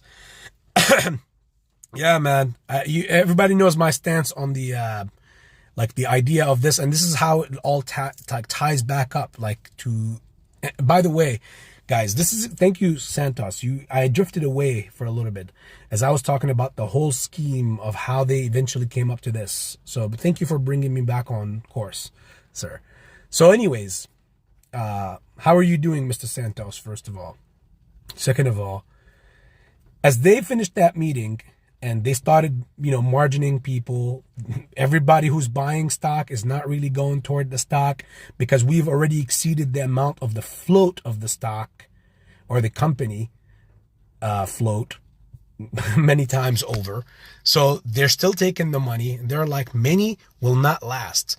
They're just acting on historical data that dumb money, which is us, that's how they refer to us. You know, retail traders are emotional traders. They're just, and even if they're not emotional traders, how long can they hold? Well, let's test their metal. That's what they were doing. So if they can hold past a year, which was 2021, they were like, let's put them through hell and fire in 2022. And 2022, we have the, you know, what was infamously known as the year of the bear. And I think that that's still not technically the year of the bear yet. This is going to be the year of the ultimate bear, because this is the year where you possibly will have your infamous crash on the overall market. So ultimately, and I seen a good comment right here, I think we have enough people smart enough to hold. Hopefully I have since the beginning. Yes, sir. Here's the thing, T-Gun. I was telling some other family members in this chat right here, and they'll know who they are. This, I think it was about a week and a half ago. I was telling them that when people talk about, I can't do this anymore and I want to sell, you know, they're playing us, whatever. I was telling those people, I was like, you're technically, in my humble opinion, shorts are the fire start. Like they're the logs or the fire. They're what starts the fire. But the true squeeze is in all these floats that have to be delivered or covered. How do they cover that? By buying back from the people. What was sold have to be bought back. So how can they buy that back? Simple. When the shorts get margined, they will cover those. I don't necessarily think that the 144 million reported shorts or amount of float that is shorted, which is 144 million shares in AMC alone that are shorted. I don't technically think that that's necessarily wrong data. I don't necessarily. I could make possibly a case for the ideology of that could be very true. But what I obviously buy into completely is the idea that they have just been giving you shares, IOUs, failure to delivers, blah, blah, blah, synthetics, and take the money so that they can take care of the money, invest it, flip it, do whatever with it. And in the same time, not tacking on those shares that they're giving you toward the market cap of the company, because by doing so, they can effectively make sure that the price does not increase of the company, even if we constantly keep buying. You know, that explains why over 2.5 years, you know, how come 4.5 million investors have locked up most of the float, and yet the price doesn't go up. Again, an unfundamental world, right? In the same time, they're trying to make a case for unfundamentals to become fundamentals. Here's what I mean by that. They're trying to make a case for, oh, okay, you're being shorted for this, but that's the only reason why you're being shorted, and that's the only reason why your stock is down. So if you go up, then your stock should go up. Here's the thing. GME just proved profitability, right? Why didn't the shorts cover? Well, we've seen a 30-40% increase, right? I have a GME position, and people all know this in here if you've been a part of the family for a while. So why haven't they closed their entire short positions entirely?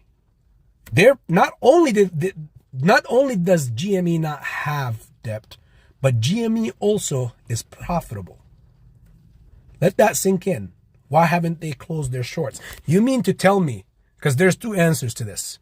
Either that you're going to tell me that all the shorts that are on GME are worth that 30-40% rise, and that's it, all shorts are covered. Or shorts are not covering because they don't want to cover. The idea is, which is the second one is the only answer to it. The idea is when people who, and this is how this ties up to our reverse split talk and everything, and with the case that is coming up soon. The idea that I've been also telling you guys for a long time, that you can't make sense out of something that is senseless, that makes no sense in a stock market that is completely rigged in so many ways. There's no such thing as a short thesis. That's a myth. Short thesis is BS. Nothing will force these people to cover except loss of liquidity and having a shortage and crisis in money and financials that they no longer have access to. And in fact, the reason why they were able to push since January 1st of 2021 is because you easily can look at the FEDS repo and reverse repo operations being in the trillions of dollars on a daily basis every day. That explains to you how they're able to hold this thing together while they're also making money, but they easily made the simplest decision. Keep taking these people's money, give them shares. How do they know if it's real or not? How do you know if it's real or not? Well, to you, by law, they are real. But if over time, will you value it as real or not? When you see your price of your share that you bought at 30 or 20 or 40 or 50, now all the way back down at 12 or 15 and 20, and then the company also comes to you out of nowhere and says, hey, we need money. We need to pay off our debt, so we're going to cut you in half. And then we need to bring you back together and doing all that stuff. Will you still hold through all of that mingling? The answer was most people were technically saying, yes, we will hold through.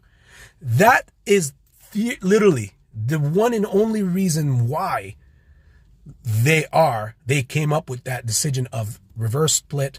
A very,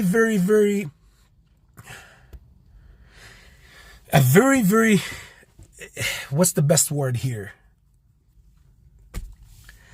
A very overly practiced reverse split, like 1 to 10 is way too much. That's one. Two, something that you create as an ape just less than 6 months ago. Now suddenly you're bringing it back together that quick. That do not happen in the financial world. But here's the bigger part to it that I need all of you to literally listen to. Think of it like this. The way that we were being prepped for lunch or dinner for some people The way that we were prepped for that is because, one, the market can no longer hold this like this. So they had to come to a solution. Eventually, the market is going to crash. They're tying it all up at the same exact timing where entirely the financial system will collapse. And that way, it will all come up in the same time where it goes out of the same pocket, which is the taxpayer's pocket, the bailout pocket.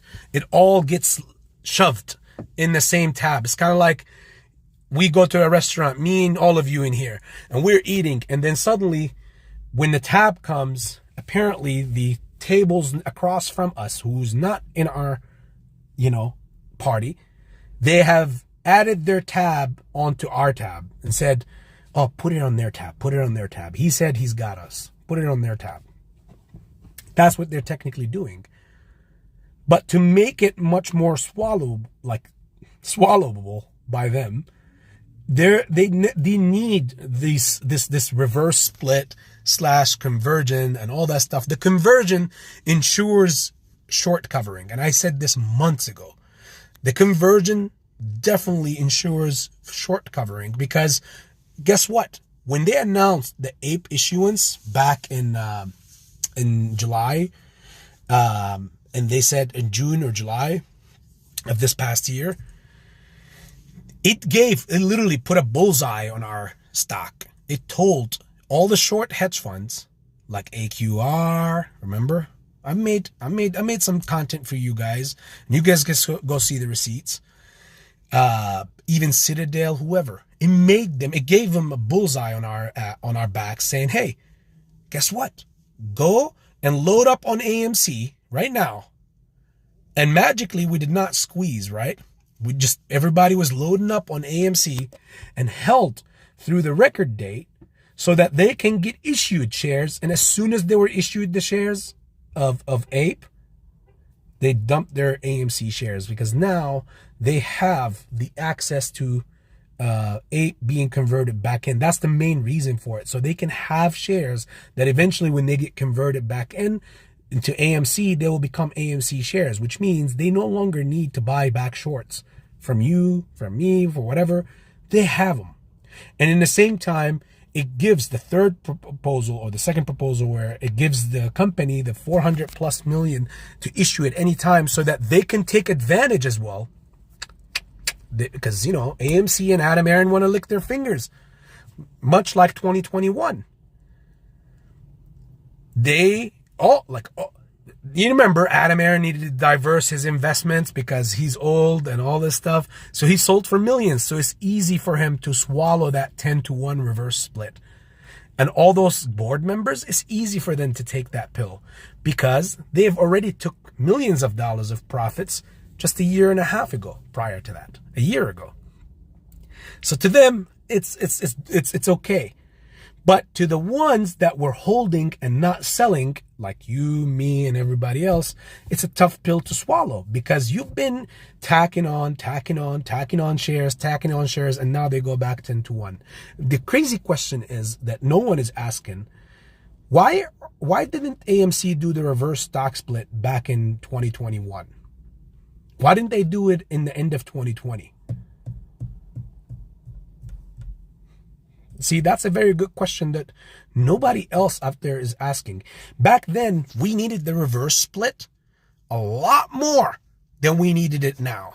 Literally, back then, we needed it more than then. The only answer that people will give you is that AMC had some shares at the time.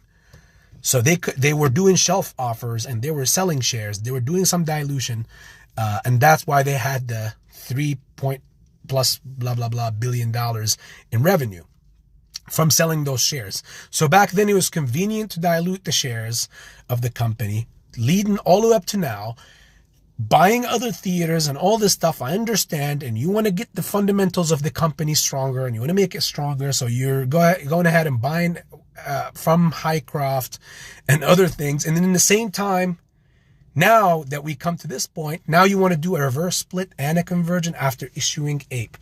As I told you, in my humble opinion, Ape purpose was mainly solely to solve the short hedge funds issue.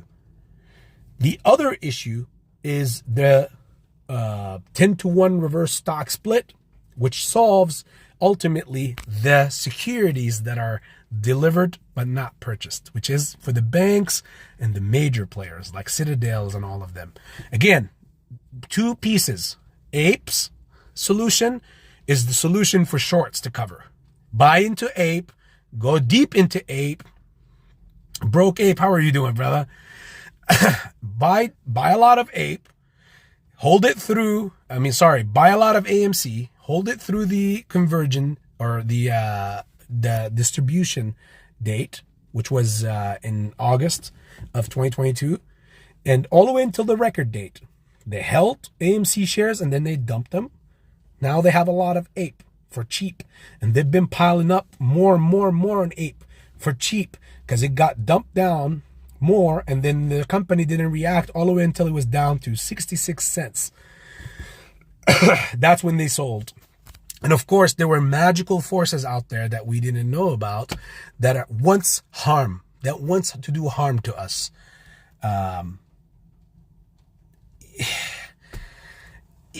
All that put together, you sell for 66 cents. Now you're verifying that that's what the value of this thing is. This company gets all these shares, and Terra that is, and then they tack on with the voting and all this stuff. APE, now, when it gets converted, all these short hedge funds were piling up like no tomorrow on APE. Because now when it gets converted over, they will, at that point, again, short covering. What makes a MOAS? The fact that the shorts get margin to cover. But to cover, what makes it a MOAS, they have to come through you and me. They have to go through the shareholders too, because there's lack of shares everywhere. And the only way for the margined hedge funds to cover is by coming through us. That's what makes a MOAS. That's the only thing that makes a MOAS. Well, if that goes off the table, so will the MOAS theory coming off the table. As far as a MOAS, like when everybody was talking about the wild numbers and all that stuff, those numbers were not wild, as in like they were never going to happen. Those numbers were very conceivable. Those numbers could happen, were very possible, and still are, based on what happens with this court and what happens with this decision. And I've been talking about this for months, so you all know what my stance on this. This didn't start today. You can go back and check in time, fact check all those things that I'm saying right here. But for them, if they no longer need to come through us to cover their shorts, where do you think what do you think will make it a MOAS? So anyways, the shorts have been piling up on APE. If it gets converted over, the shorts now officially have actual shares that they can perhaps do one of two things. Either dump them short on the company, further shorten us more in the name of bad fundamentals, or they can go ahead and close their short positions with obviously the shares that they have with a much cheaper price tag than the one that we would be willing to sell it back to them for. Because people were talking about, I will not sell the shares that they need for this much. But hold it there for a second. Hold it there for a second. I just seen John Golsano. Yes, they are getting paid for sure. And they say they own a lot. Yep, right? And then just for a second right there, after the reverse split happens, so the conversion takes care of shorts, but what's the purpose of the reverse split? The reverse split, yeah, again, here comes the fundamentalists with the who read a book and think that everything operates based, okay, the book here says that screw A goes in hole B. But there's no screw A. So what do? It's an unfundamental situation. So the reverse split here, what does it do? The reverse split simply is made so that it can limit the exposure. It can wipe out 10x the exposure to the madness that was being sold, the I got you, over 2 years, over literally 2 years of I got you, I got you, I got you, I got you, I got you, the reverse split takes care of 10x of that exposure to that, which means when the shorts who got there from the conversion, if the yes goes through on April 27th, if the judge says, sure, go ahead, then obviously the shorts got their shares from ape that gets converted. They could possibly start the party by covering, but they don't have to cover really that much, even though the value stays the same of the shares. But instead of 144, you divide that by 10. That's what they have to cover, or whatever the amount of the short of the float is shorted. They obviously would start the party by covering that. And that's what I was saying earlier, that the shorts are only the wood logs to the fire that will start the short squeeze, because the shorts at that time will have the shares they need. They will start covering. The price starts going up. In the same time, people will start selling. That's eventually where the other side will start buying back. The market makers, the banks, those 65 billion plus each person, or like 200 billion plus just amongst 3 entities. All those like securities that were delivered but not purchased, all those would start being bought back, but 10x less the float. Listen, I'm not here telling you guys that in anything that I've said, there is nothing that I've said where this thing is over or is done. I know many of these other content creators, they give you ultimatums that fits their narrative for what's best for them. And I've talked before about when people talk about fiduciary duties and all that stuff. And I think every content creator should have that, have values and morals, not to the best of what their narrative is or what fits their bill or their investment, but it's more for their viewer or about the truth even. And let the people make their own decision. So when you have these content creators who will say, guess what? It's either like very conservative or very let go. What I mean by that, as there's the division between the two. There isn't the middle, which I believe I'm giving you here. I've never ever said that this thing is over. The people who technically say no to their reverse split and all that, and the vote and everything, they're giving you the no, which could have valid basis, but in the same time, they're giving you the narrative and painting the picture that, guess what? The no goes through, everything is vaporized. It's done. You see? And then the yes crowd, or the yes people, they will tell you if the yes goes through, then, oh my God, yes, believe in the company, believe in the board, believe in Adam Aaron, believe in this. Kind of like whatever you say goes. Basically bending over for anything and anyone who comes. Who wants some? Here, I'll bend over. And that's what and it doesn't have to be like this or like this. Point is, I've always told all of you guys, because I truly care about everybody's best interest here, not basically making your decisions for you, but at the end of the day, I care. The last thing I would ever want to see is people who would start making posts similar to last year when they say, I'm being margined out of my account because they didn't know, because they were led astray to something. So in other words, what I mean by that is always have contingency plans. If that yes vote goes through, I'm going to say, you know what? I'm not even going to say what the AB plan, because I've said this before, but I have my contingency plans to the yes. And obviously, if the no goes through, then 100%, I'm wholeheartedly believing that MOAS is still intact for whenever it gets salvaged or dealt with when the whole market collapses, because there's no money on this, with any company on this earth that can cover or pay, not even BlackRock, being the biggest global entity that pays, or the biggest global financial investment group or hedge fund, in other words, even they don't have that money. Jerry Martinez, hola, my friend. How are you? Even they don't have that money and to cover this. The only entity that has the amount of money to cover this is a money printing machine that prints whatever to infinity, which is the Feds, which eventually leads us to the covering. But even then, they can't cover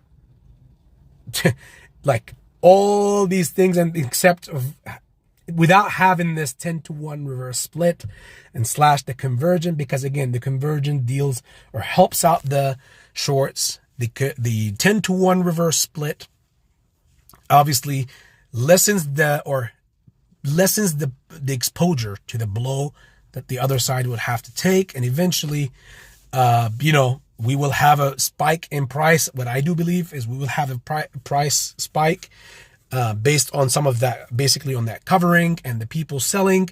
Clearly, somebody else is buying back those assets that they were not supposed to be selling in general at that point. But everybody's break even has risen so much, obviously. So it's kind of like a checkmate, and a checkmate to obviously to the investors, not technically to the other side, because over all these years, from the money that you and I have been buying shares with, that money didn't go to sleep. They've been loading up. They've been making money out of that money. They've been flipping that money. So flipping that money, flipping those for years now, they've made so much money, and ultimately they'll say we don't have any. Banks are gonna crack and crash, and pipes are gonna bust, and next thing you know, the Feds comes in, bailout. Okay, because we want to make sure inflation is in place. Fed bailout, and taxpayers get effed with the bill or with the receipt. Shirley, thank you for being here. I also have to go, guys, because I got to go break my fast in the next 4 or 5 minutes. Thank you. Thank you so much. Much love to the mods. Thank you, Shirley. Thank you, Jam Bams, and all the other mods for constantly being here. And for the rest of the family, honestly. You guys are, for the most part, all great and amazing individuals. So everybody normally behaves, except of those wild XXX girls that come out of nowhere and start posting like, hey, come to this. And some of the shills that are actually sent from some other content creators, where they, on purpose, they go ahead in these discords or in on their pages, they go ahead and they, they manipulate, saying, hey, we're going to go and infiltrate on this person, and we're going to go shill on this person, and all that stuff. I think that's sad. I think that's sad, but it does happen, and I've seen it. It's unfortunate. It's very, very unfortunate. It speaks on the kind of individuals they are. Why are margin calls not happening with the banks collapsing? Because the banks that are collapsing, or the ones that collapsed already, are not necessarily the ones that that are holding positions in us. If you saw it, like First Bank, for example, what do they have to do with AMC or GME or any of the other stocks?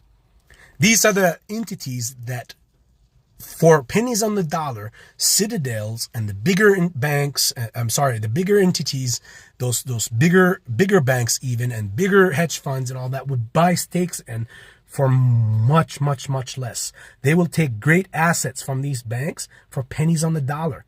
They take them out. But the ones that we need out are like the Credit Suisse, the UBSs, the Goldmans, the JP Morgans, and those guys, when they get margin, when these ones start collapsing, that's when you'll have those margin calls, and because they will eventually have the covering agent in the background, which is the money printing machine.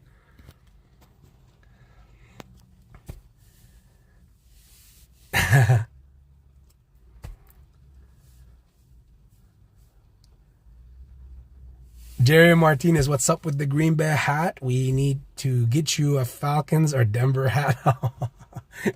I'm a Green Bay Packer, but I'm a fan of the game, brother.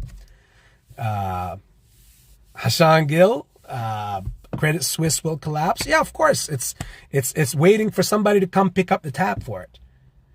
We saw how UBS came in and said, "Oh, okay, we're gonna buy it, and we're gonna buy over Credit Suisse," and they saw the nightmare that's there, and they're like, "Okay, well,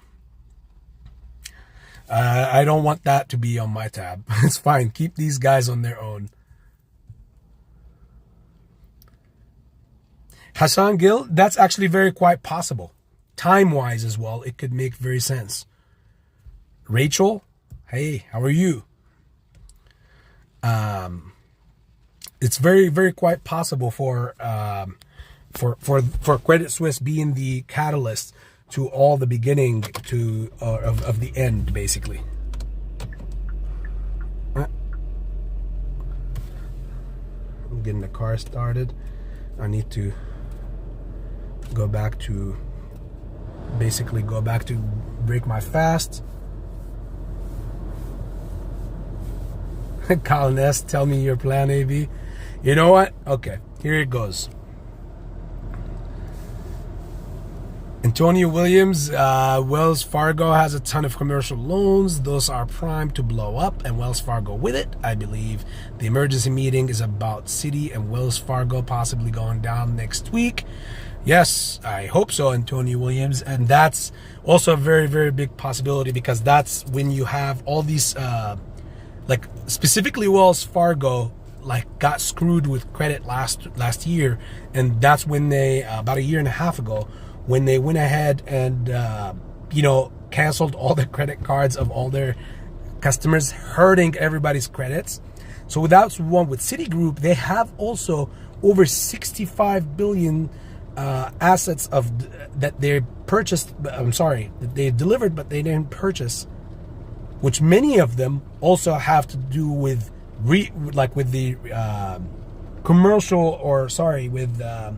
the housing market.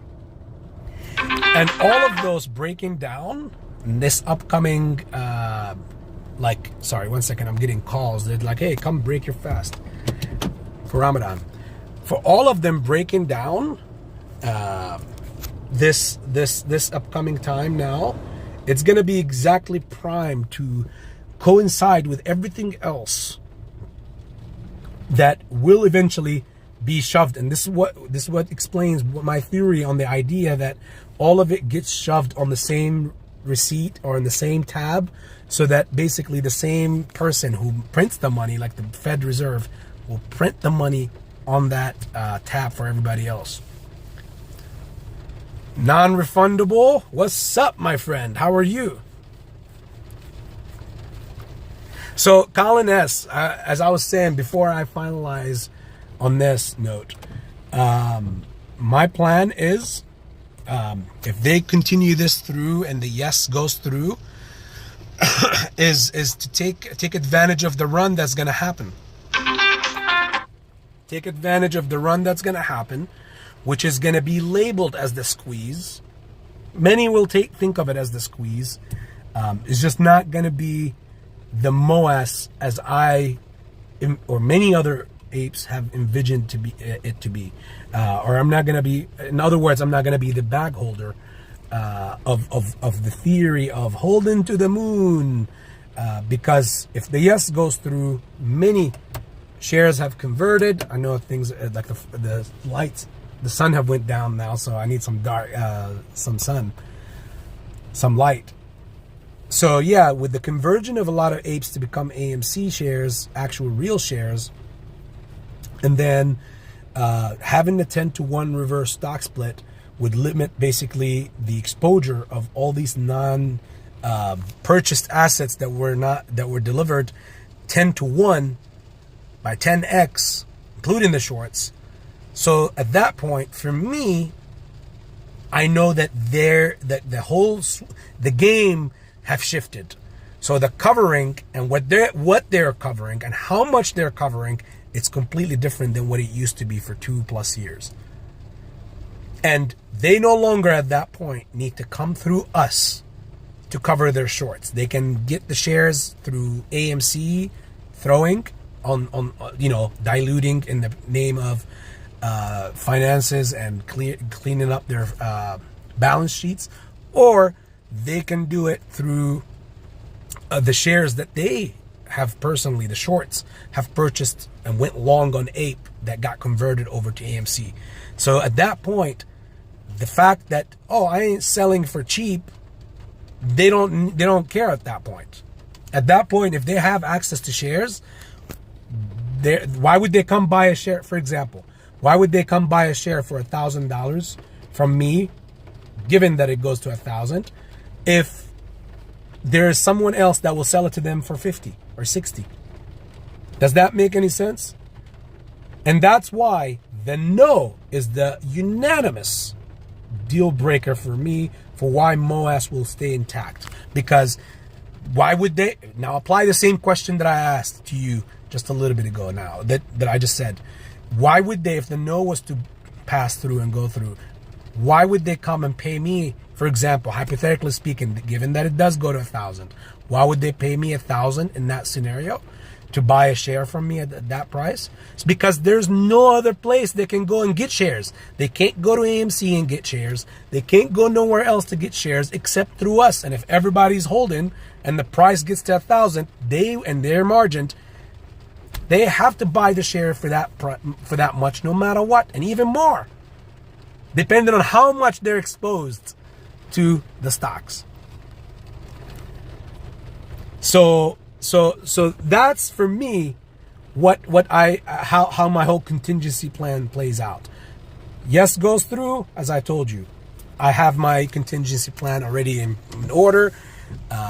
I already know what I'm gonna, like, you know, when this goes through on a run up, I'll take care of myself.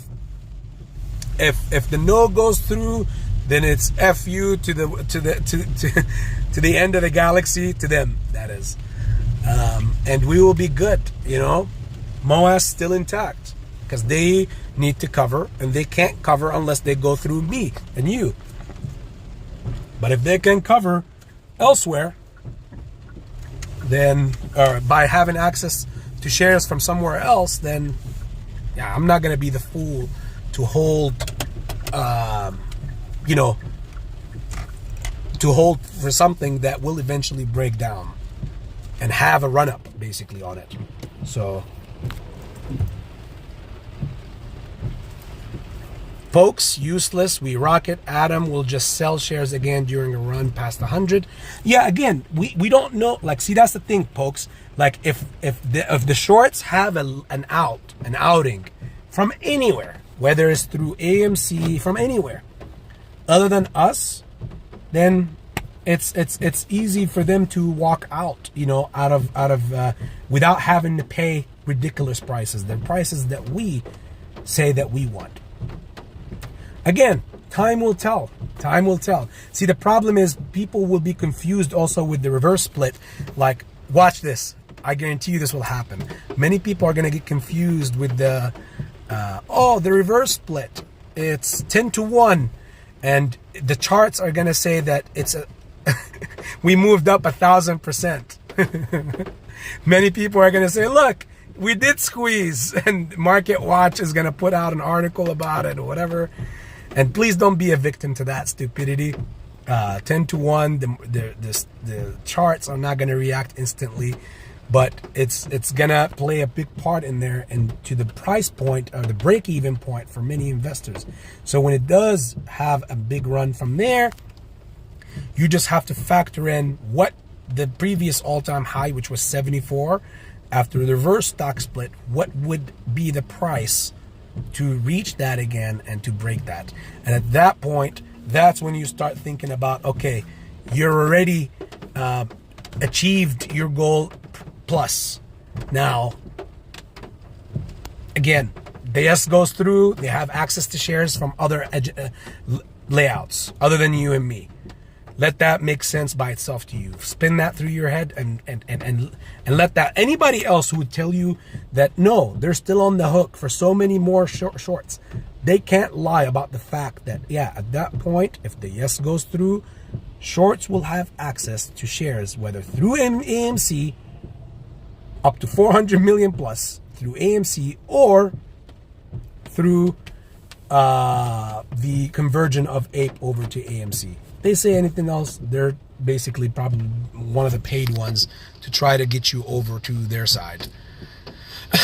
And completely confused in the name of solving financials. By the way, do you see how many movies we're pushing out now? The movie industry, how many movies are coming out? Almost every week there's 2-3 big movies coming out, one big movie coming out. Popcorn is already on the shelves, and they're gonna push to most of the other Walmarts instead of just exposure to the few. Right now, only half, he said, I think. Too many more. We don't need this madness, this reverse split in the conversion right now. Wait till Q1 earnings happen, and many of these yesers are gonna say, I wish we didn't do 10-to-1 and we didn't part way with 10x of our float of our shares for this. Because in their head, the ones that are not shills, in my humble opinion, I think the ones who believe in the yes vote, they believe they're doing a favor to AMC. I'm trying to save the company so it doesn't go bankrupt. But when you see that it actually does break even or turns a profit in Q1 and in Q2, which we have enough cash on hand to take us through Q3 even, or even until the end of the year perhaps, but at least until Q3. But Q1, Q2, watch how they're gonna be throwing reports of us making money, and how we eventually will be like, there was no reason. I should have not parted ways with 10x or 10-to-1 shares. And I know it's technically kind of like 8 because you have ape being converted back. But again, the other side is converting more ape than you are. Institutions are. The shorts.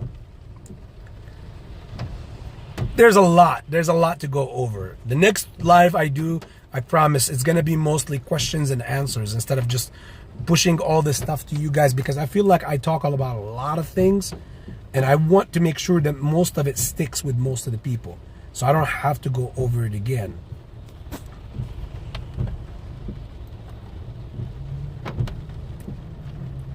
I tried to DoorDash some popcorn. I'm lazy.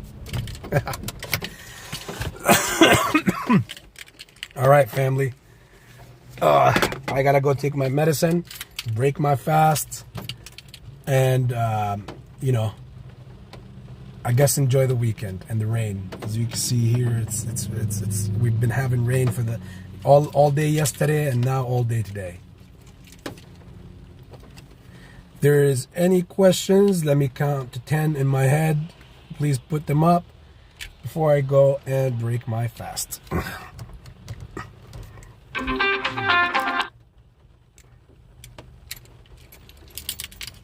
All right, that was a fast 10. Jeffrey Aroka, thank you, brother. Appreciate the fact that you came through. At least I saw you before I left. Thank you, Brok-a. Hopefully you feel better. Hopefully you will feel good as well throughout the weekend. Appreciate the kind gesture and the words.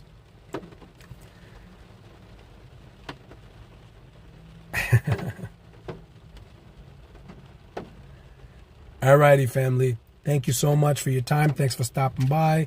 Next time, I'm going to be you too, Mr. Jerry Martinez. Next time, I'm going to be a little more. I'm going to just be pumping out many smaller videos. I don't know if that's what we call the Lou approach on these things.